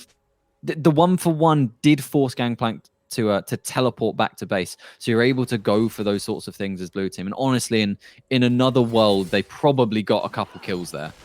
Ooh. And even though we didn't see any kills come out as a trade bot lane again, most importantly, sums. No sums for bot lane on both sides. No flash on anyone on Cabbage family. So many sums burnt. So we could be looking at repeat ganks, but look at the aggression from Cabbage family. Gonna get rooted up and actually taken very close to death. It's a lot of damage, man. Those plants hurt. I don't know if you've ever played an ARAM game, and you know Zyra does a decent damage with her abilities, and then you look at the end game damage and it's through the roof, and that's her plants. It's not the E or the Q or the R, it's the plants. And it's very easy to forget about it, but that's the problem. Cogmore steps up, and even if he dodges the abilities, he's not dodging the auto attacks from the plants. So the trades they're just rough, man. Just looking at this here, it's fairly even in everyone's lane, a small lead in top lane. And I like the sort of positioning he's got. He's playing slightly aggressive, but he does have vision. Pretty much all of River does have the scuttle to help him out. And honestly, I like the Gangplank pick a lot. It's definitely helping. For the time being, for sure. Yeah. Jax will hit 6, though, and then his trading will be kind of disgusting. I think it's the inability for Jax to kill a barrel is the problem here, if that makes sense. He's not able to truly go for it. This is he's going to be in vision. That cannon minion definitely showed the Nocturne, and and by doing that, they're looking to reset here. I actually really like this. Yeah, come help him push out the wave, help him get out of these sort of lock situations. But look at the aggression. Look for a gank here. Oh man, this is going to be really good for red team. They're already killing the Jax off. There's no level 6. That's a double kill for the Gangplank. Oh man, I liked the idea of shoving him out to get the Jax a reset, but I did not like the amount of damage they took doing it. And then the Xin Zhao showing up, that was disgusting from Red Team. And this is setting back EXE on the Nocturne even further, right? As we see a trade mid. Remember, the Malzahar is level 6, has access to the ultimate if he needs it, but the back off will come from the Xin Zhao. And honestly, I thought to myself, yeah, you can get this push out, but you're going to take so much damage doing it. You need to get the hell out of it. And also, you're setting this Nocturne even further back. He hasn't got close to level 6. This is good for Red Team. They used all of their abilities on the Lulu, just shielded it. And I don't think any plants came out, so Kog'Maw was able to just walk on through and hit them back with auto attacks. At this point, with how their health bars are positioned, they probably want to look for a reset, but I'm looking at Nocturne nearby at level 5 right now. If you turn 6 off of the camp he's doing right now, they could convert it into something, especially as Lulu's not 6 herself yet. So that might be the plan. Let's see how they play it out. You really want to play around the I've got level 6, but you don't spike. You saw the difference it made in the top lane as well. And honestly, I'm looking at mid lane as well. Magic Fridman, sorry, doing the exact same thing he was doing before in Echo, right? Nice. He's just pushing the waves out, not interacting, waiting for that big fight. But look at bot lane, the slow will come through, and that should be an easy kill picked up by Gregors on the Kog'Maw. I'm curious. Oh wow, there's thunder right now where I am. Yeah, it's going off. I'm curious why he was stepped that far up there. Also, I would have just gone for a trade there. Yeah. I would have ulted there as Mazar. You even if you don't get the kill, you definitely force her out of lane or something. But they're looking to take Drake, I think. Yeah, they are. Yeah, and they get that. And yeah, who's gonna stop them? And that's really good for this red side team. Oh, that's a lot of damage though. Holy Christ. Sorry, actually, you are right. She does a brick ton. Yeah, for sure. Okay. Jax doing damage now. Bit too close to turret. Forcing the flash is quite nice. You just need to go for it again now. But this is what we saw before, where they're allowing Jax to get the recall off by shoving the lane in. Because otherwise, Gangplank just has a bit too much control of how the lane's been positioned so far. Really good there from Alphamos to freeze it underneath the tower, and Refresh has to stop his back, and he has to deal with this wave. And that sucks for him. And that sucks for EXE as well. He spent time to come and do that. Yeah, some of these E's have been poorly timed, actually. Oh. Does he have ult here? Yeah, he just kills him. Yeah, he's dead. The E's have just been a little bit awkwardly timed, so they've not actually stopped a couple of the Q damage coming through there. So poor misplay. Again, they tried to shove it out, but they did it too slowly. The timing wasn't correct, so the wave came in and staggered right in front of the turret, which was just really nice for Alphamos. And you know what? Look who the better top lane is this game. Yeah. Right? Yeah. Completely flipped. And honestly, like you were saying, top laners do think with their ego a little. But with good reason, you know. Sometimes they can go crazy. Right now, he's fallen one. He's got his T-Force 10 minutes in, but a big engage in the bottom. Yeah, they didn't just about manage to kill her there, which is the benefit from having the heal. The double defensive summoner spells means you cannot go on Kog'Maw with the Ashe ultimate. It's tough, and with all of that shielding as well, it's hard to blow them up. But you do force them out of lane, that's for sure. Or at least allow yourself to get a nice reset here. Let's look at this mid lane. It's a CS lead, for the Syndra, which is expected, like I said, because she's able to kind of outrange the Malzahar. Of course, Malzahar's going to do his thing where he just auto shoves the wave, but there should have maybe been a bit more. Well, I think they would have liked to have more focus here if they weren't forced to deal with that Gangplank in the top lane, which, by the way, I'll admit, I think I said Jax probably wins it, but I'm wrong by how it looks, at least, because he has no way of dealing with the barrel without jumping onto it. And one thing as well I want to see from Cabbage family, I want to see these cross-map, as I think they're setting up for a gank here, and it's not spotted. There's no vision there. Xin Zhao could do. But I want to see these cross-map Gangplank ults come down, right? Because bot lane is pushing up really far. If you throw down that Gangplank ulti and Xin Zhao is there with them to capitalize, that could be big. As when you get in this position, this gangplank, it's actually disgusting. Right, I've just had to speed myself up because I had a little stutter. okay. There's no way that Jax can step up for farm. He literally cannot. Yep. The opponent has a Trinity Force. Right? Okay, that's a good correct timing on the E. The opponent has the Trinity Force. He has a barrel already ready to blow up in your face if you jump forwards. What's the timing on parlay? Like how what's the cooldown? Like at right this now, point, I can check. I think it is 4 seconds. 4.17. Yeah.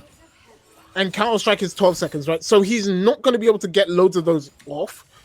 So I think if you use the Counter Strike, you kind of have to go in off of it as well. But there's definitely no position he can do that right now. You know, he's down in items. Yeah, it's not looking likely. As you see, Zun's our help. Bot lane clear out some vision. Let's see if anyone puts any focus on the Herald as well. It's still up. About a minute 30 left on plates. So there's one thing to mention here, which is the value of Mercury treads for the red side this game. Yeah. Because of the sheer amount of CC, and especially just Zyra alone, it just makes sense to get Merc treads.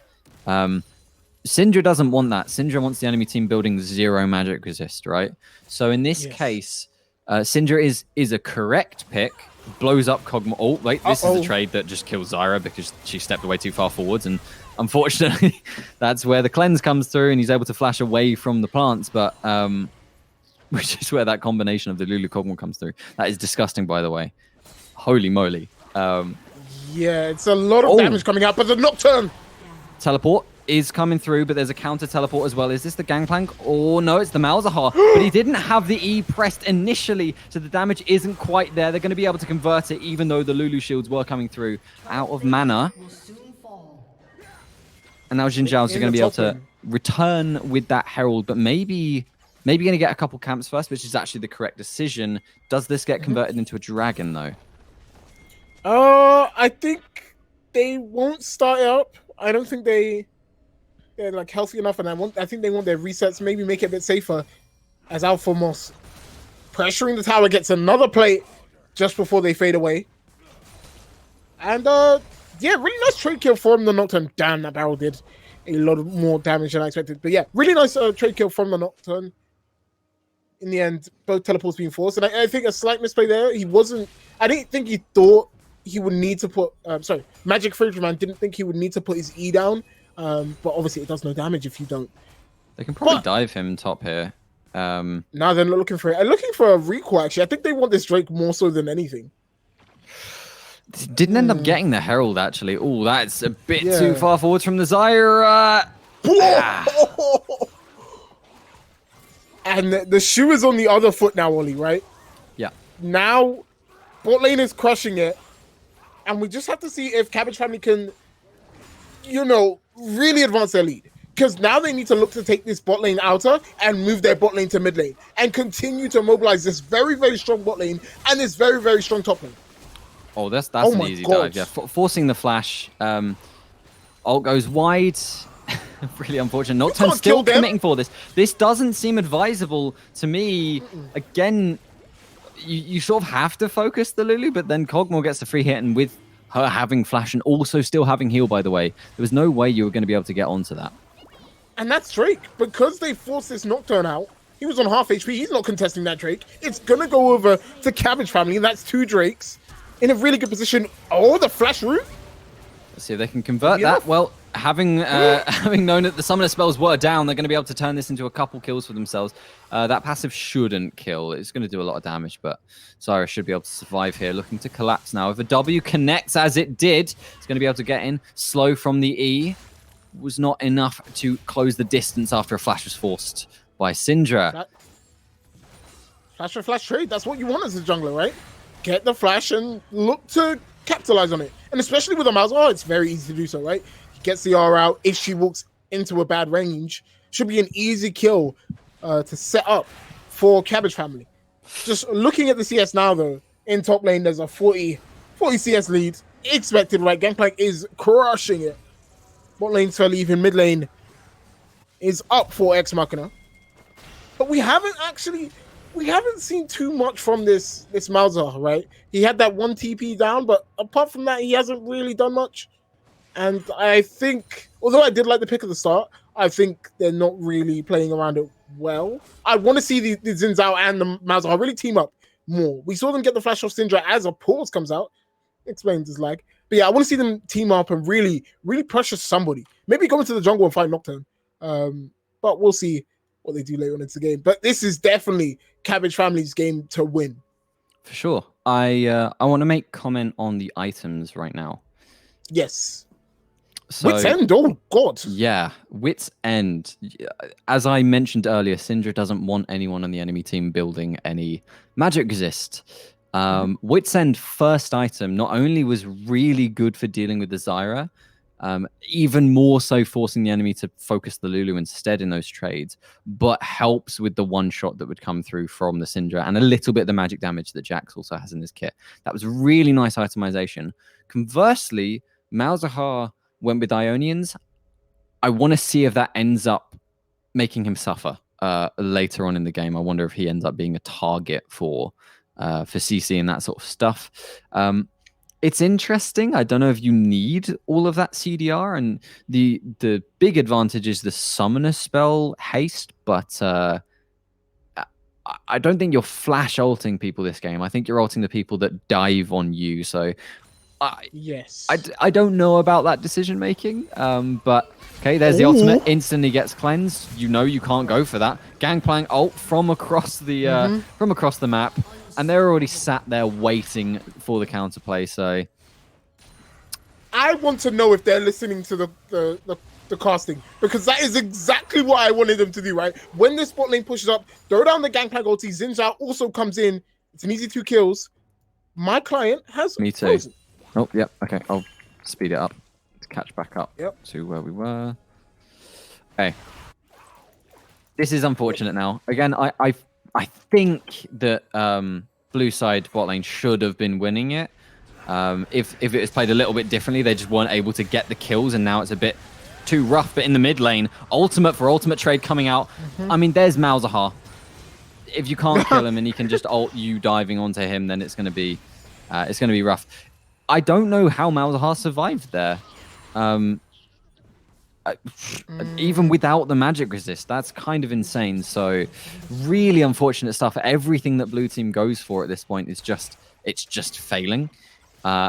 Which is just quite unfortunate. The enemy team has Kog'Maw and Lulu and Gangplank, and they're just continuing to scale.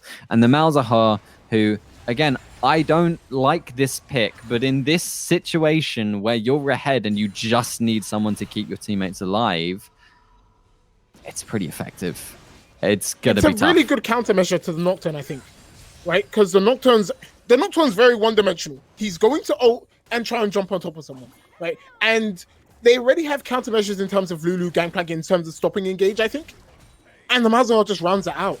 And I think it's a good read on how EXE Machina wants to play. Maybe because they've played them before, they know what kind of playstyle they want.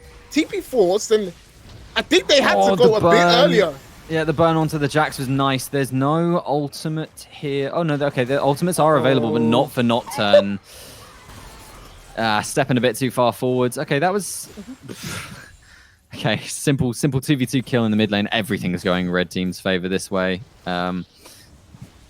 Bit of decimation, I guess you could say. It's like a complete converse of what happened in the previous game. Malzahar deciding to tank the turret out for his teammate there for a little bit too long, and is going to result on an execute, but that was the only casualty for the red team there. Ash is slow, just about being able to save him there, but the mid lane turret is probably going to fall here. Oh, no, Lulu's dead. Lulu's dead. Lulu's dead. Lulu. Oh. Okay. You can't see me and Ollie's face right now, but we both facepalm.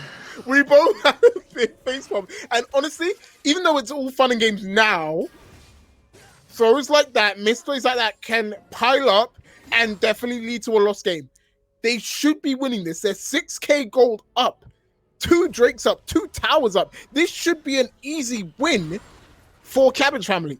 But they have to keep their heads in the game. Let's be real. It's still gonna be an easy win in the position they're currently in. I just don't think there is enough damage on blue team to kill Kog'Maw anymore. They fell way too far behind. They should not have. I feel like they should have won the bot lane 2v2. I feel like top lane should at least be a bit more even than it was. Jax being completely zoned off because he wasn't even able to match the trade. I don't know if that's supposed to happen in this matchup.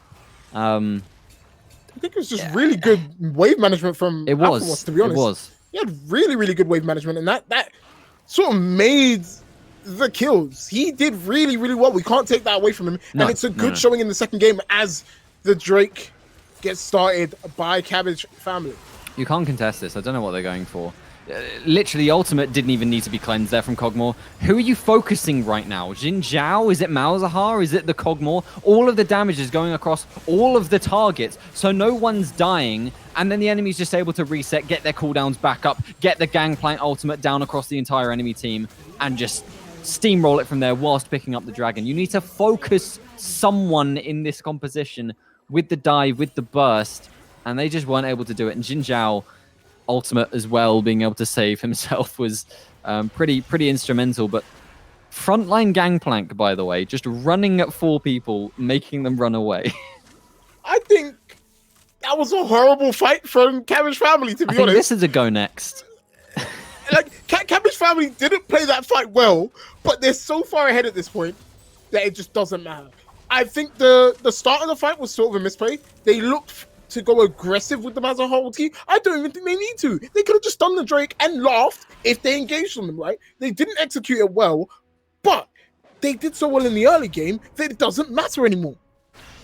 Ex Machina is too far behind at this point, and they're gonna have to risk it for the biscuit here on some sort of Baron play, right? It's Soul in what, 5-ish minutes.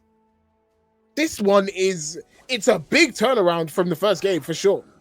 Complete reverse. And again, I expected very different draft for game 3. I expect some bans coming through, and if not Gangplank, a hard counter should be locked in here for sure. But Kog'Maw Lulu needs to be taken off the board because their answer to it didn't work, unfortunately. Wait, was Gangplank? Gangplank was the counter pick, so there wasn't much they could have done about this. But yeah, just another assassination happening in the top side. One thing I've noticed from Mafia Goat as well, his timings in terms of when he wants to go on ward, kind of not good, but that's big actually. Catching the Kog'Maw alone and getting his flash, that's massive. Well, I say massive, it really won't change anything in the grand scheme of things, but it is big if you're able to turn that into like a Syndra ultimate. Everyone pile drives this Kog'Maw, but you're just not going to be able to at this point, and they can start this with only one person dead in the enemy team. Good ultimate from the Ashe, but here comes that Jin Zhao. Look at the amount of damage from that Gangplank ultimate. Like, it's just a bit too far gone at this point. Lulu ult being used just for the CC there. At least they stopped the Baron, but was it really worth it for the amount of kills plus the lost tower in the bot lane there? Also, Jax was forced off, by the way. He didn't even, like, teleport off to the other side of the map. He just had to leave and give up that turret. I think they have to do that, right? They don't have a choice there. They have to really swing for that Baron. And I don't know, it's kind of a checkmate situation, right? They get forced at Baron, say, hey, come here or stop us. Come here to stop us. And just get clapped by Gangplank ulti. Right? Gangplank ulti is such a good anti-initiation tool. And it was used to perfection. Really nice there from Cabbage family. But at this point, they need to close this one out. They don't need to, but, you know, these are the games... Oh, disconnect. But yeah, these are the games where you just, you know, keep it moving. Just do Baron. Keep it real. Yeah. And that's what's going to happen, right? They're going to do Baron, take as many towers as they can. They'll get the soul, and they'll continue moving it forward. Like, they'll continue knocking out towers until the end of the game. And I don't think there's anything Ex Machina can do to stop it. Why is there an Infinity Edge when he only has 20% CDR from the Infinity Edge? What? He's that far ahead, he can build Infinity Edge without any other crit items. Time to press X. Holy Christ. Yeah, I mean, yeah.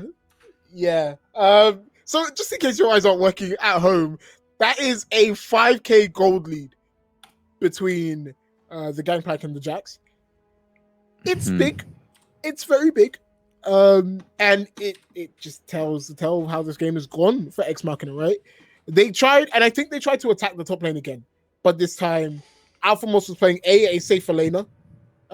B had some help in the Zinzao. He was actually there, and the TP from Magic Fridgeman. But also, he set up his waves perfectly to counter that, right? And most of the time we saw the Nocturne in top lane. First of all, it took time away from him, so he couldn't get level 6 very quickly. Second of all, the wave was in a position such that every time he came, he had to basically clear the way, help refresh on the Jax, clear the wave.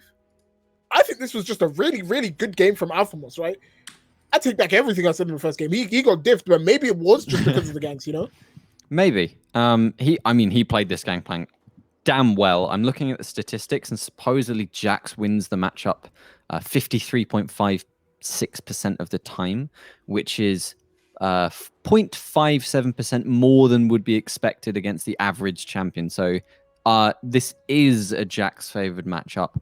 Statistically speaking. Of course, that depends how the game plays out. And once Jax was behind and the way that the wave was managed, it was kind of doomed from that point. We do have the reconnect supposedly from Syndra, so should be getting the unpause very shortly. But let's start talking about game 3, maybe, because I genuinely do not see a victory angle at this point for Blue Team. Their win strategy is kill Cogmore, which they cannot do anymore. And even if they did, Gangplank is a bigger problem. So, Bro, how do you kill a Cogmore with a Lulu with Phantom Dancer? You don't. Exactly. He's also, I've got a bit of a stutter as well. He's also got the statistically correct build where he's, my game is still paused as well. Ditto.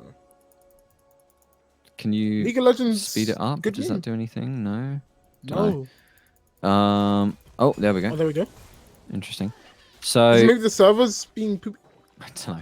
He's going with Randuin's as his third item. Note that he still does not have a mythic item. Does he? This is intentional, and the reason why is because they don't really benefit him that much. Okay, that's half of Nocturne's health entirely gone there, purely poking him out the lane. Personally, don't know if that's worthy. If he pressed W, he was dead, by the way. Oh, for sure. That was all that was missing. This is a good fight to start because you know the Nocturne has to reset right now, but soon he'll be able to ult back into it.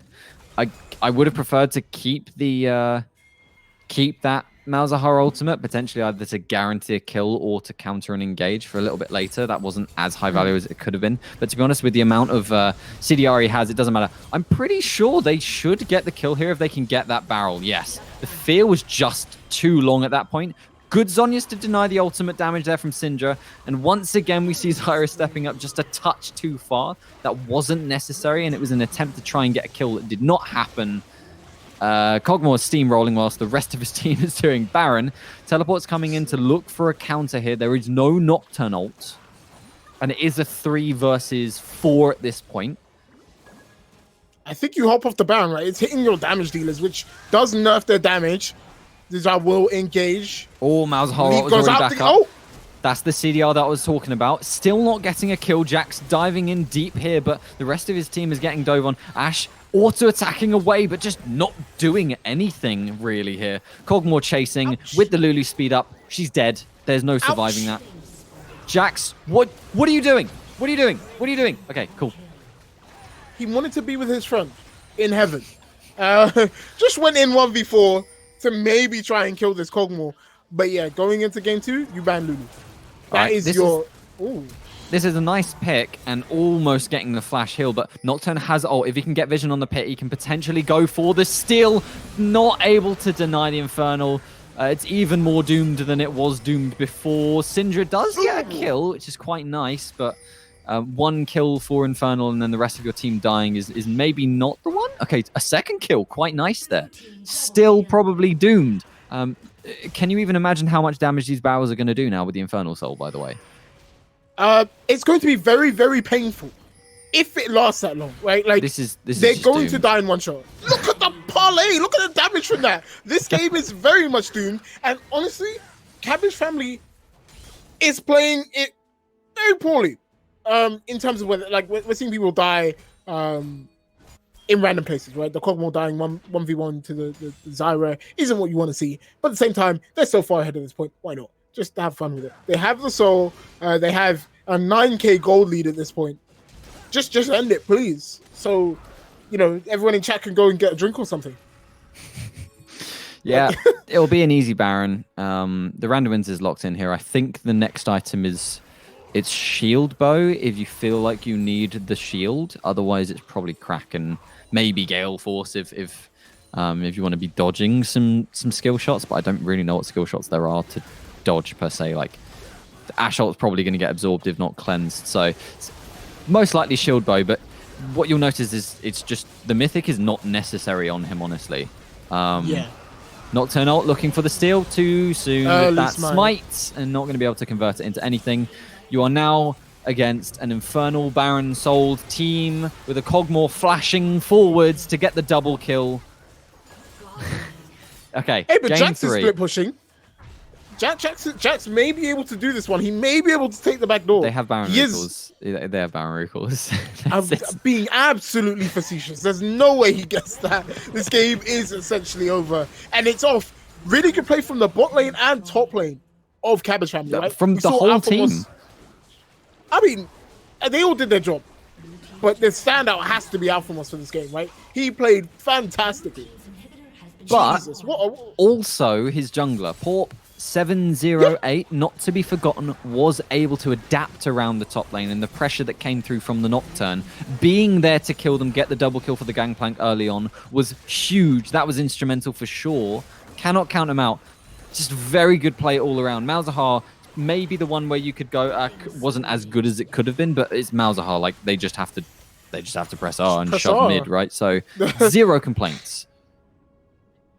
And they are trying to end the Baron empowered minion chunking away. Just at this point, if you're Ex Machina, you're just to give out, trying to get into that next lobby, reset, go to game 3. But boy, if they go in right now, it's like it's a 4v4 without Gangplank ult and without Gangplank TP. This is probably the closest you're going to get to a fight. So they are committing for it, but ulting onto the wrong targets again. Who are they going for here? Ashe ult onto Xin Zhao, Syndra ult onto someone else, I think. The coordination just wasn't there, and again, probably wouldn't have got killed anyways. But you know, when you have to kill someone, you got to focus them together. Yes, I agree. Their team fights have looked messy. I'm not sure if that's part of, you know, being very, very behind. At this point, that was BM. They were just killing them in the base. But Cabbage Family will take it and end up taking us to game 3. Both of these games have been absolute stomps in either direction, right? First game was Ex Machina taking it with authority. Second game, though, saw a big revival. And I'm very interested to see who ends up taking it as we get into game 3. But we'll be going to a break shortly. Stick around. We'll have some more League of Legends action coming soon. Peace.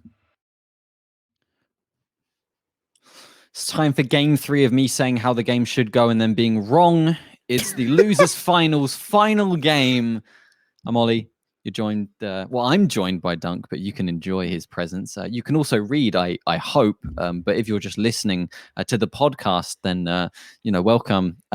This is brought to you by a VPN company or something like that. I don't know, but in actual fact, it's brought to you by Overclockers UK. They're providing the mice and the mouse mats for the winners of this. We've just seen a commanding stomp for one team and then a commanding stomp for the other team. We're going into game 3 here. Who's going to commandingly stomp this time? We have no idea what to expect at this point because we've seen big misplays on both sides, but also we've seen weird comps. I don't know what's going to be banned out, right? I hope they don't forget about Aurelia because that definitely needs to be banned. Kale as Yep. well. Yep. But on the side of Ex Machina, you might have to ban this. I don't think Komo is worth the ban. I think Lulu is worth a ban, and I think I agree. Gangplank is worth a ban for sure. It was really good Gangplank gameplay. I'll give it that, but I feel like you can counter Gangplank with the correct picks, and now that you can expect it coming, it doesn't necessarily need to be banned. I'll say that. Maybe if you feel like it's gearing towards you're setting yourself up to get screwed by him, sure, but maybe that's a second phase ban, right? Because if he's getting blinded, then that's okay. That's all good. I'll allow that to happen. There's that Lulu ban. And we're also seeing the 3 bans from game 1 that were just clearly like target or comfort picks for the opponent team. Yeah. Again, the Aurelia should slot in here for, I believe they're red side now to try and take it away from Ex Machina. The Nocturne, interestingly enough, banned, didn't actually have that much effect in the previous game. It's banned by Ex Machina, so I don't know. They want. I think they took it away last game. Gotcha. And I think they wanted to take it away from Pulp, but this time just going outright banning it. We'll see what the first pick is going to be. Remember, Aurelia on the other side banned for Cabbage family. Expected his first pick going to be on blue side. Has to be a big power pick, and it's in Zhao. Okay, targeting the jungle here. I like that. We saw a pop-off performance with it. Why not go with it again? It's commanding, it's strong, it's a little bit too strong, perhaps you could say. And if you're going for a win lane style, which seems to have won both of the games thus far, which Xin Zhao is definitely able to influence the lanes effectively, as we saw in the top lane for sure before, and then later transition to the bot lane. A return to the Ziggs here. We saw some priority on that in first game, and it didn't get executed quite as well as we wanted. Maybe they're committing to it again this time and saying, okay, we just, game 1, we weren't in our groove. We're comfortable. We have the momentum off of that big win. Let's try it again. We know what to do this time. We know we can beat these guys. Pairing it with a Kindred, that's matching the AD, which the Ziggs is sacrificing down in the bot lane. You're throwing it into the jungle instead, and since you can already see the Xin Zhao, you know that it's safe to go with.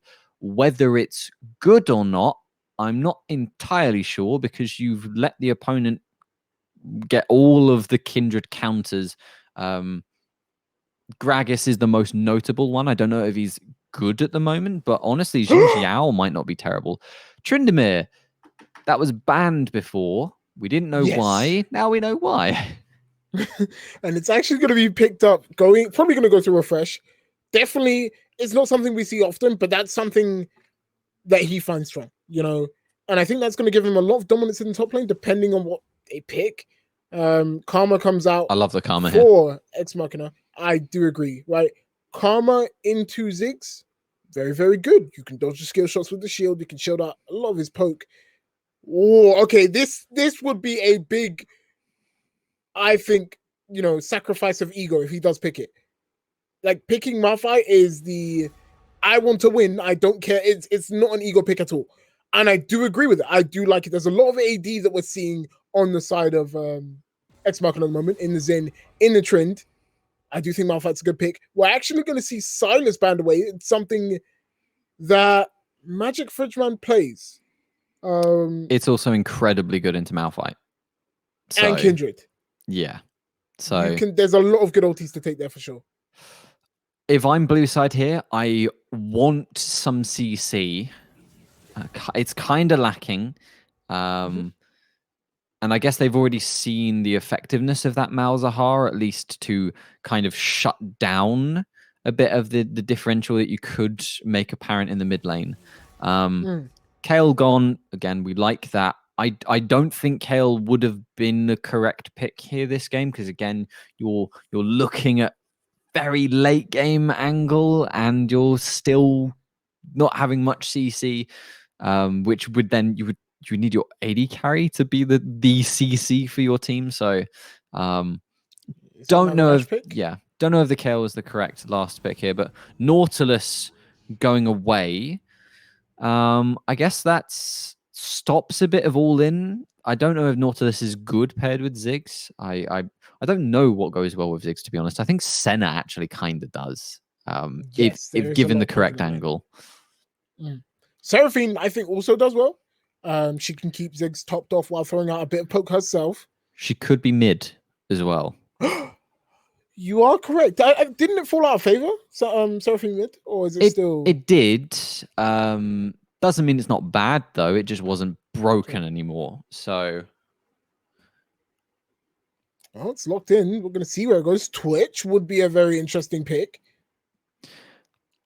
Not a good one in my opinion, but it's very in the pocket. I guess Vayne deals with Malphite because the Malphite is going to be able to absolutely load up on armor against the current team comp, but at the same time he's going to have attack speed slow. That's why it was picked into this Tryndamere Xin Zhao, is because of the attack speed slow that Malphite can offer, and that substantially affects Vayne. So I don't know if it was the correct option, but we'll have to see how that plays out. And especially into Ziggs, it feels quite rough.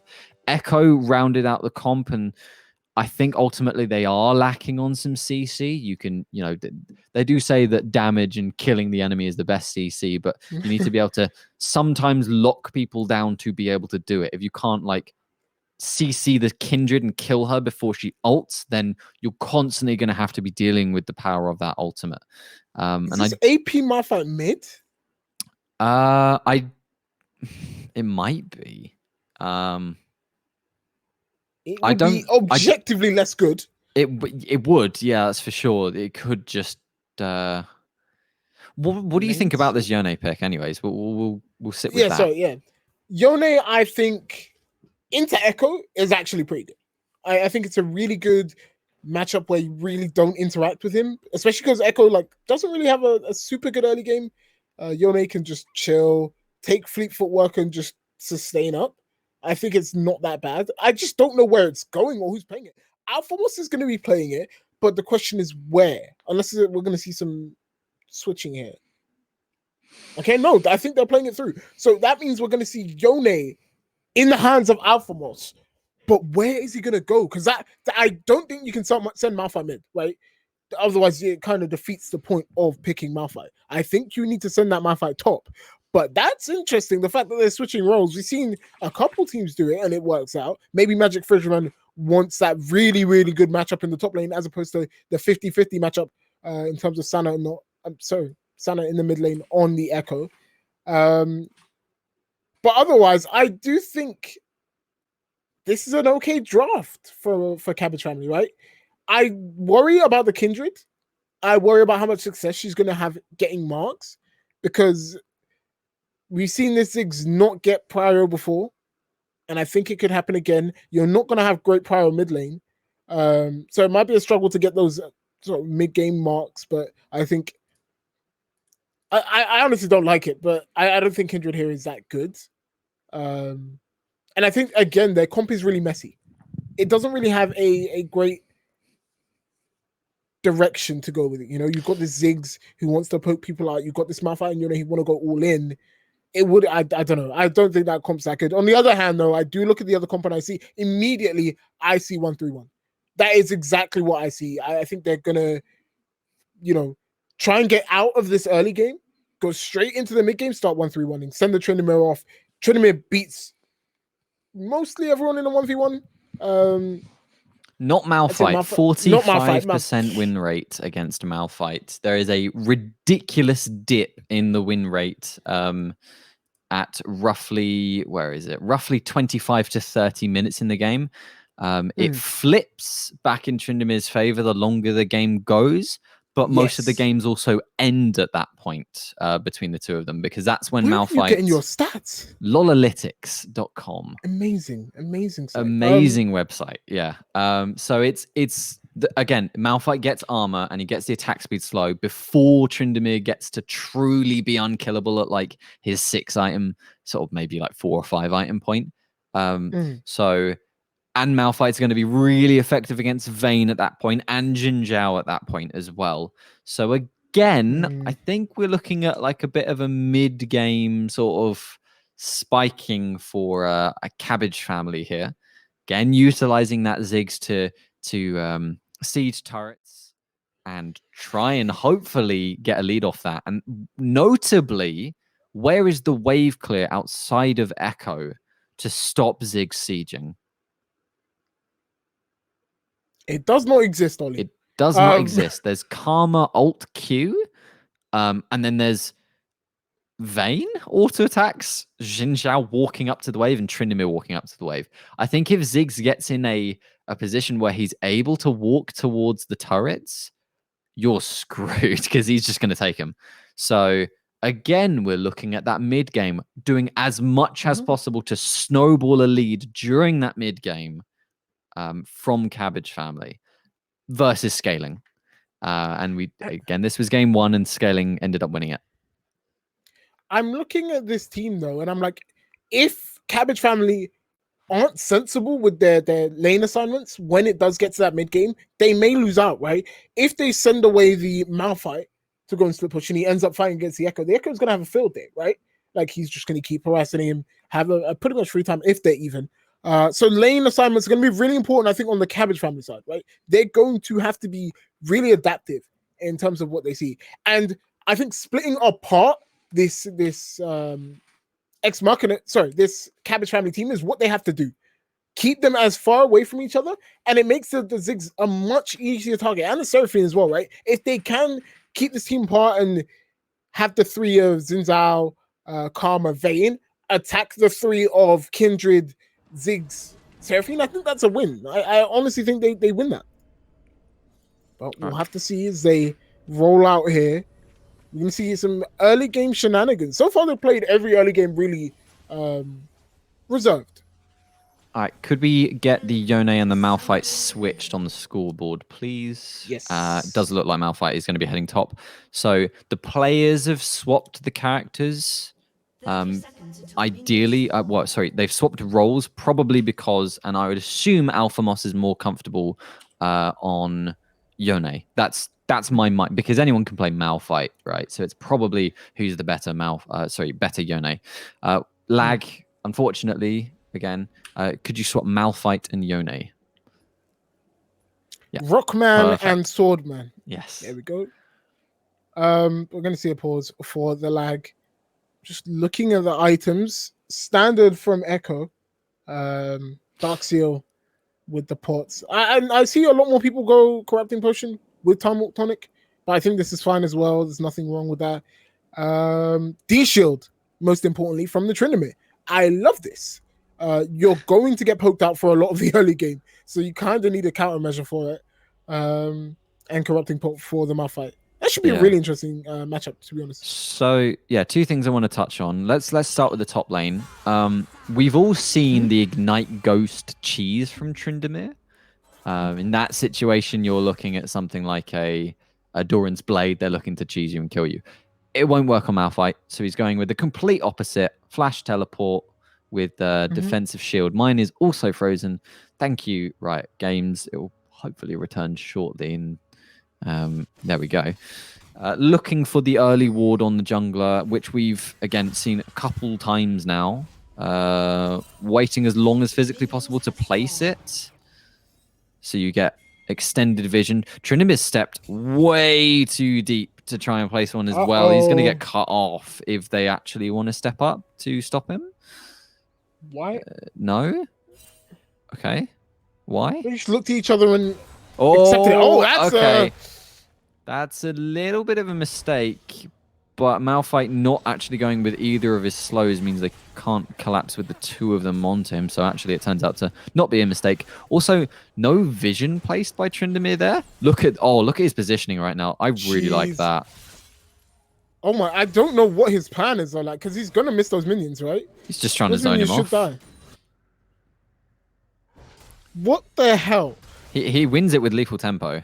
So he doesn't want to let Malphite step up to the wave. The problem is when Malphite gets E and has that attack speed slow, that's when he's winning. So I guess Tryndamere is thinking, hey, early on, I'm going to be able to win this out. In theory, but if you take a bit too much minion damage and you can't heal yourself back up with Q, maybe not. Doran Shield, of course, is also there. The pot is also there.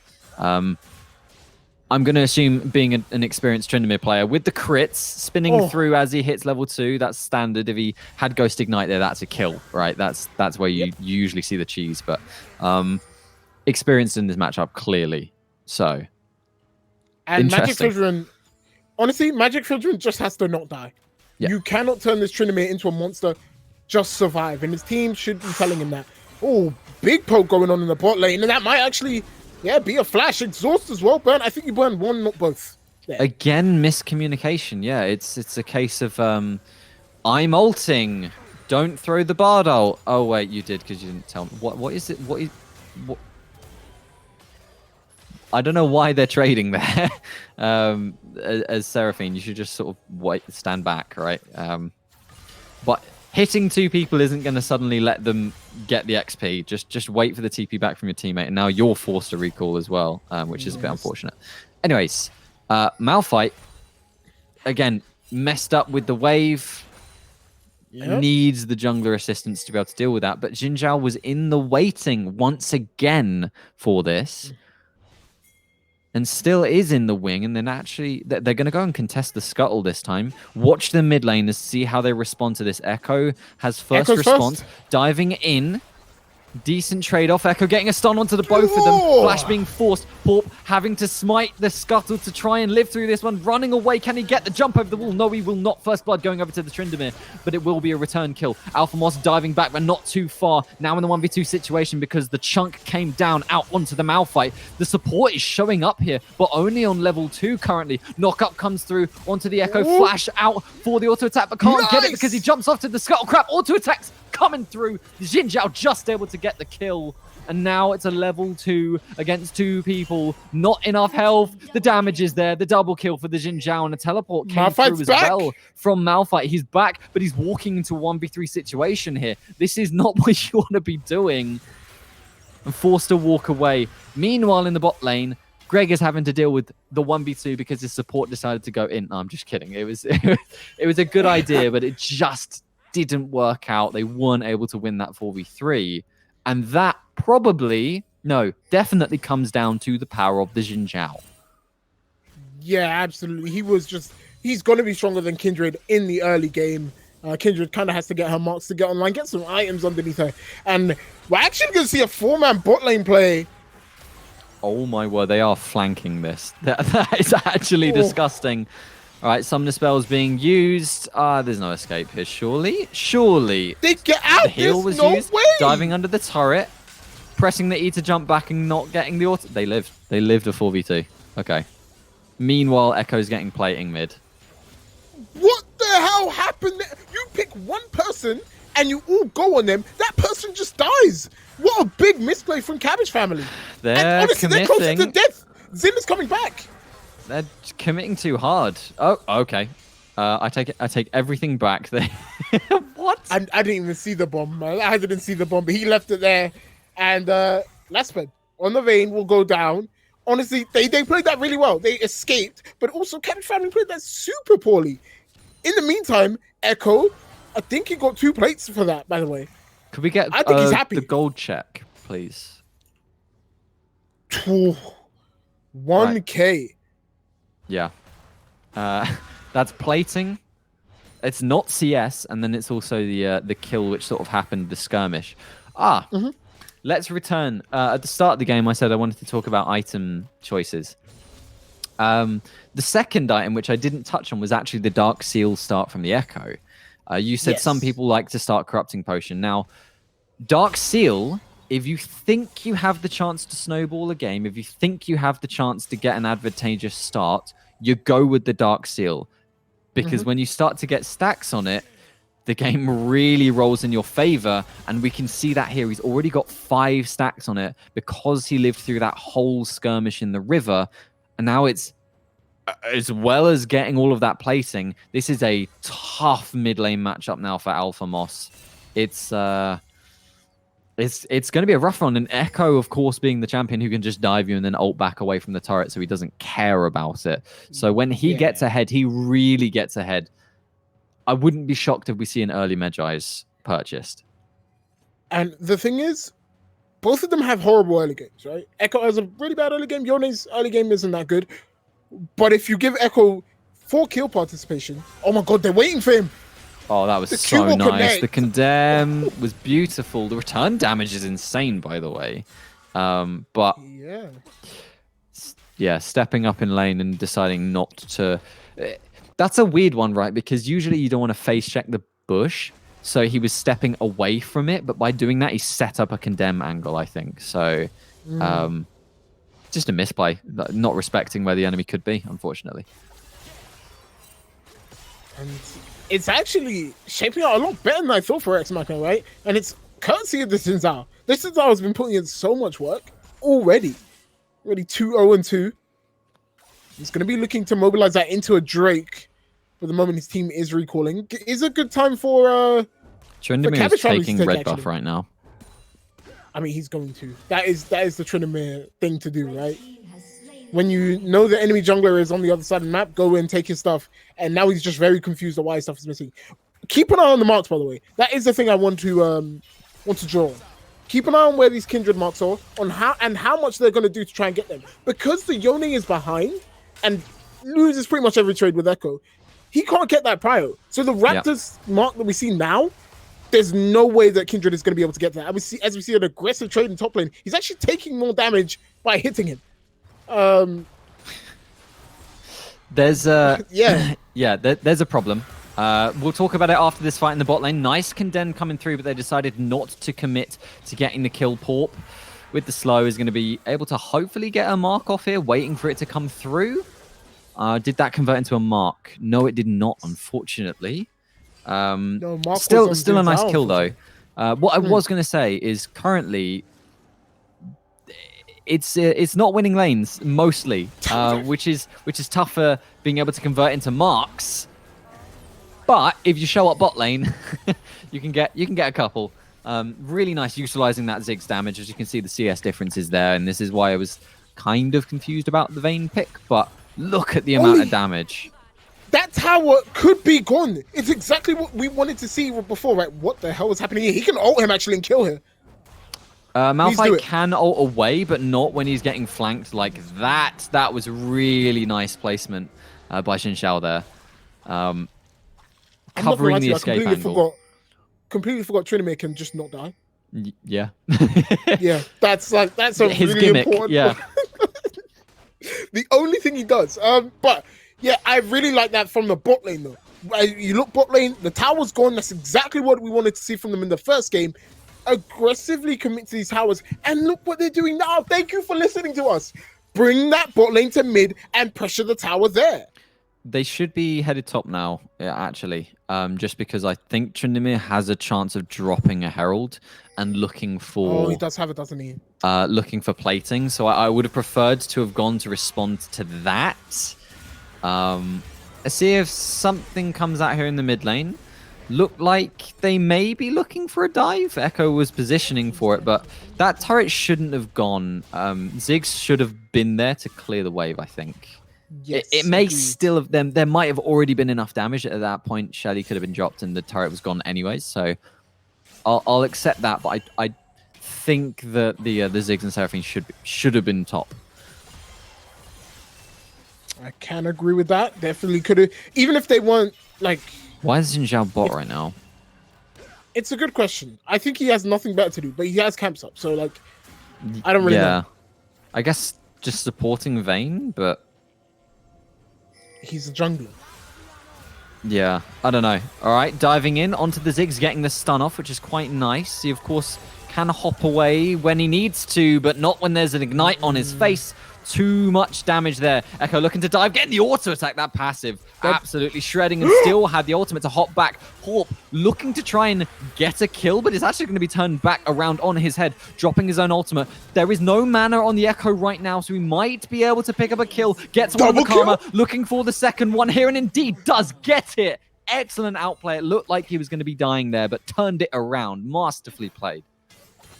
really, really nice there from Pope. It looked like it was ending poorly after the Echo ult came back. He was getting procs, but like you said, he ran out of mana, couldn't keep pumping out damage, and that Kindred ulti came in clutch. That double kill, I think, is going to get this Kindred started. She's 4-1 now, got that bounty, no longer has the bounty. That's really aggressive here. Oh, the teammates coming to the defense of Porp is just going to convert it into another mark on 4 now, which is the key one because that gives range. That's an online Kindred. Has the marks up, and now you can really start thinking about aggressing to get these marks, right? Your Kindred is very strong. You can get power mid lane with your Ziggs. I think that's the play now. But they will be setting up for this Drake. It comes up in about a minute. I don't have the time up because I'm a scrub. Sorry, one sec. It's a lot of damage just as poke. Yep. Again, coming from afar. Wow, okay. Kraken Slayer already done for the Kindred now. They should be able to zone Karma away from the Scuttle Crab, which he shouldn't have been going for anyways. Alpha Moss in a terrible situation. Not going to be able to escape in theory. Sana can hop forwards here if he can bear the time to ult back. No, Porp in a good position. 6-1 there. Bit too aggressive once again, actually, from Sana. But they're still trying to do Drake. We're going to see a teleport come down, actually. This is interesting. Okay, they did get the dragon, but are they going to be able to escape from it? Karma certainly isn't. Tryndamere is here as well with the Xin Zhao. Remember, Porp, if he gets the time to ult, which actually wasn't available, will be able to live. Shutdown comes through, and Tryndamere was able to get a kill onto a Seraphine before falling himself, but that is in favor kill-wise for Red Team. Infernal's important, though. Yeah, 4 for 2 in terms of the fight, but getting Infernal was really big there for EXE Machina. I am the turret's going to be gone, by the way. Yeah, the turrets, it should be exploded. I don't know if the Ziggs has enough mana to actually, no, as in, like, if enough people get there in time. I'm not sure how much health the turret has either. But yeah, they push very quickly. If the Malphite has Demolish as well, it'll go even faster. But this is what we wanted to see. And honestly, MVP right now is Porp. He's turned around a lot of places, and he's just been in the right place at the right time. Right. Oh yeah, Tao's flipping gone. Guess what? The Vayne was there, but as I mentioned, where's the wave clear?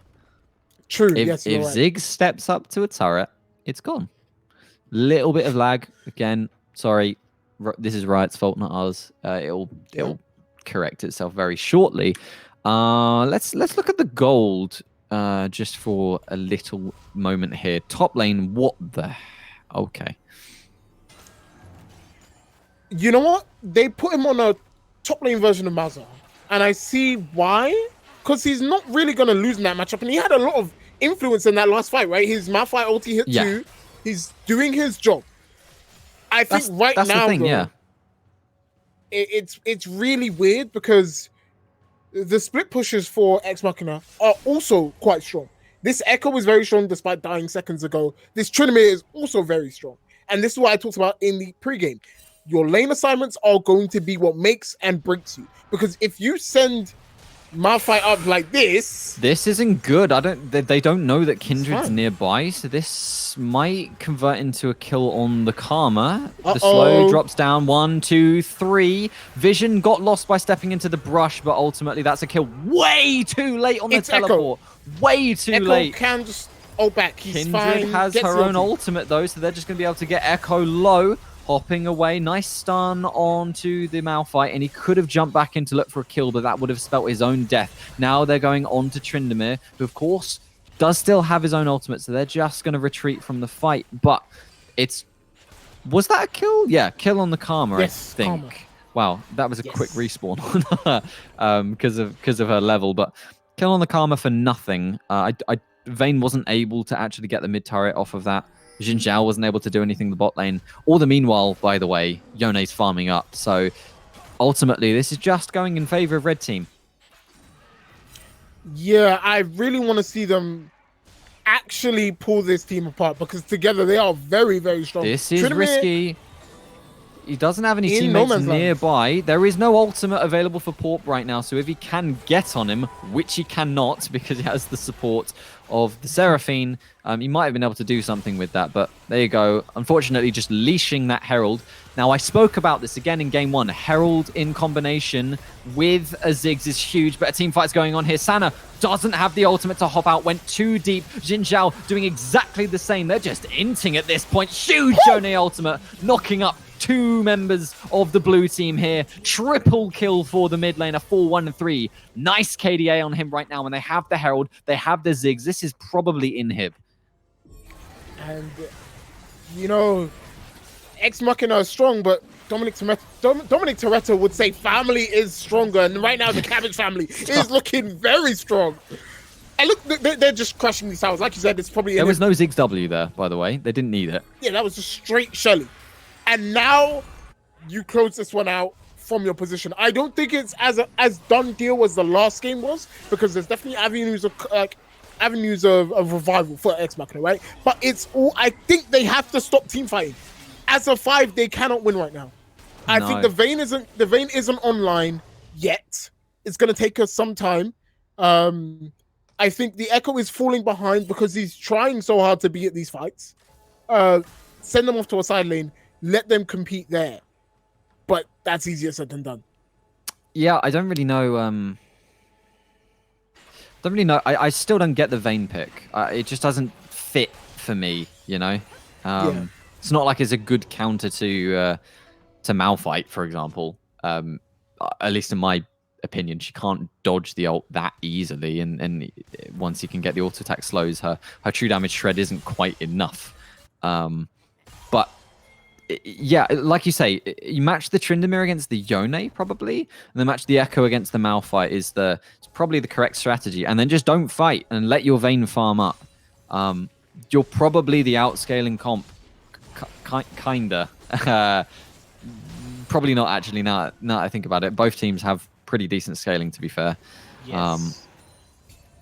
Especially with the Kindred getting all of these marks, man. This is 8 marks at this point. And one just landed on the dragon, by the way, so that's now 9. Bloody hell, this Kindred is popping off, but everyone is popping off right now. We're seeing the Ziggs actually used for what we wanted to see it used in the first game. But what I need to see from Cabbage Family now is knock out the rest of those outer turrets, get them to their inhib turrets, and get your vision moved up. Right now, their vision is in the river. I wanted to see it moved up into that top side quadrant. Get ready for that Baron and get that tower as well in preparation for that.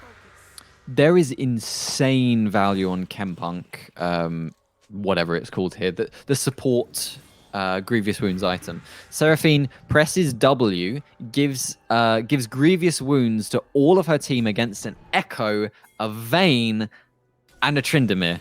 Oh, and a Jin Zhao who's built Gore Drinker. Mad value, right? This is compositionally lining up so well for red team here.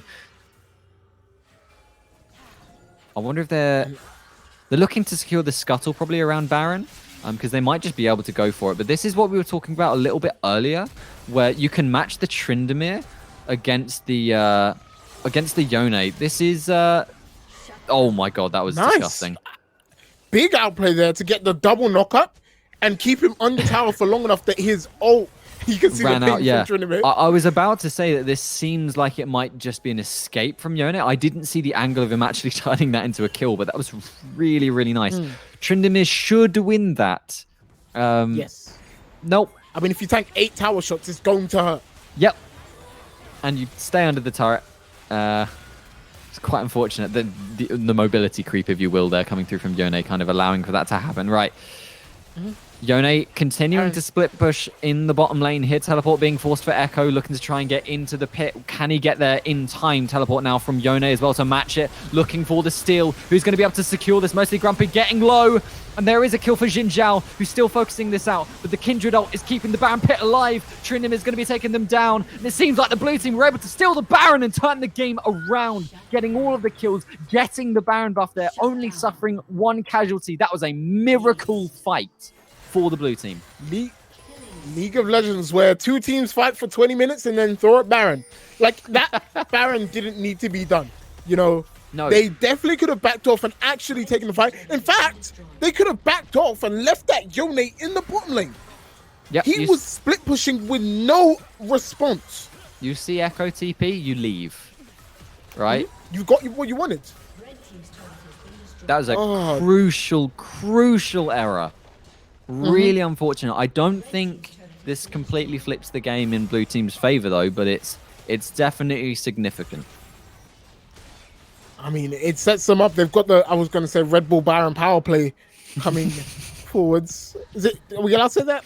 I think no, we're not sponsored by Red Bull. I'm going to say it anyway. No, we got the Ollie Shouts Baron play. We got the Fortnite Totino's Gaming Lab Cash App 100 Thieves facility Baron power play coming through for the blue team. Look at the gold difference now. It's 4K in favor of blue team here. Alpha Moss going for all of that CC lockup here. Not pressing E just yet, right until the end to get that finishing damage. And Pork was there just in case, right? Like, I was talking about the matchups in terms of who you want to fight in the side lane. Echo doesn't want to fight Yone at this point. Yone, at this point of the game, mid to late, does he have Wit's End? Who? Oh, Alpha Moss has Wit's End. He doesn't have a crit item. It's only really effective against the Echo, which I guess if you continue to match him like this, cool. But yeah, interesting. Just the thing is, if they match up right, that's a horrible item purchase, right? But I don't think EXE Machina have clocked on. Whoa. Barely living there. Really shouldn't have, by the way. Oh my goodness. And it's all falling apart. Even though they had that big Baron swing, Cabbage family is right back at it. They're waiting for this Drake to spawn, getting the vision beforehand. I do like that. But they need to get their lanes sorted. You can see mid lane super pushed in. They need to get that wave cleared. Otherwise, yeah, you can see the Trinman walking forward. He can just keep going and take that tower. And they'll take it, right? It's not so point. You don't have to die and fight for this Drake. This really isn't worth it, I don't think. But to be fair, if you give the enemy team an inhibitor whilst nothing's really on the board, then you can kind of funnel that as gold for your Yone, for example. So this might be a decent trade, to be fair.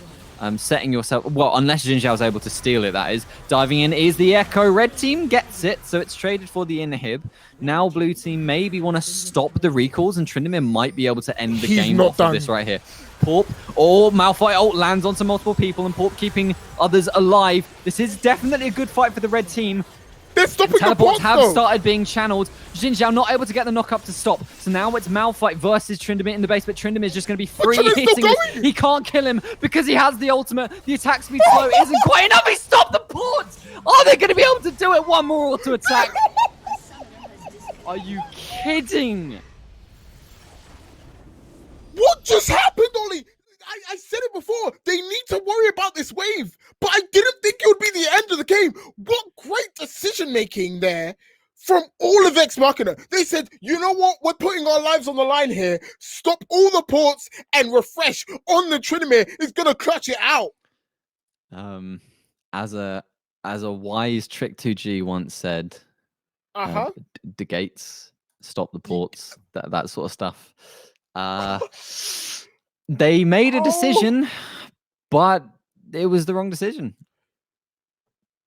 Yeah. Wave control is really important in this game, right? Like that wouldn't have been a problem if they just sorted out their waves beforehand. But I think they forgot and they were just happy with being ahead.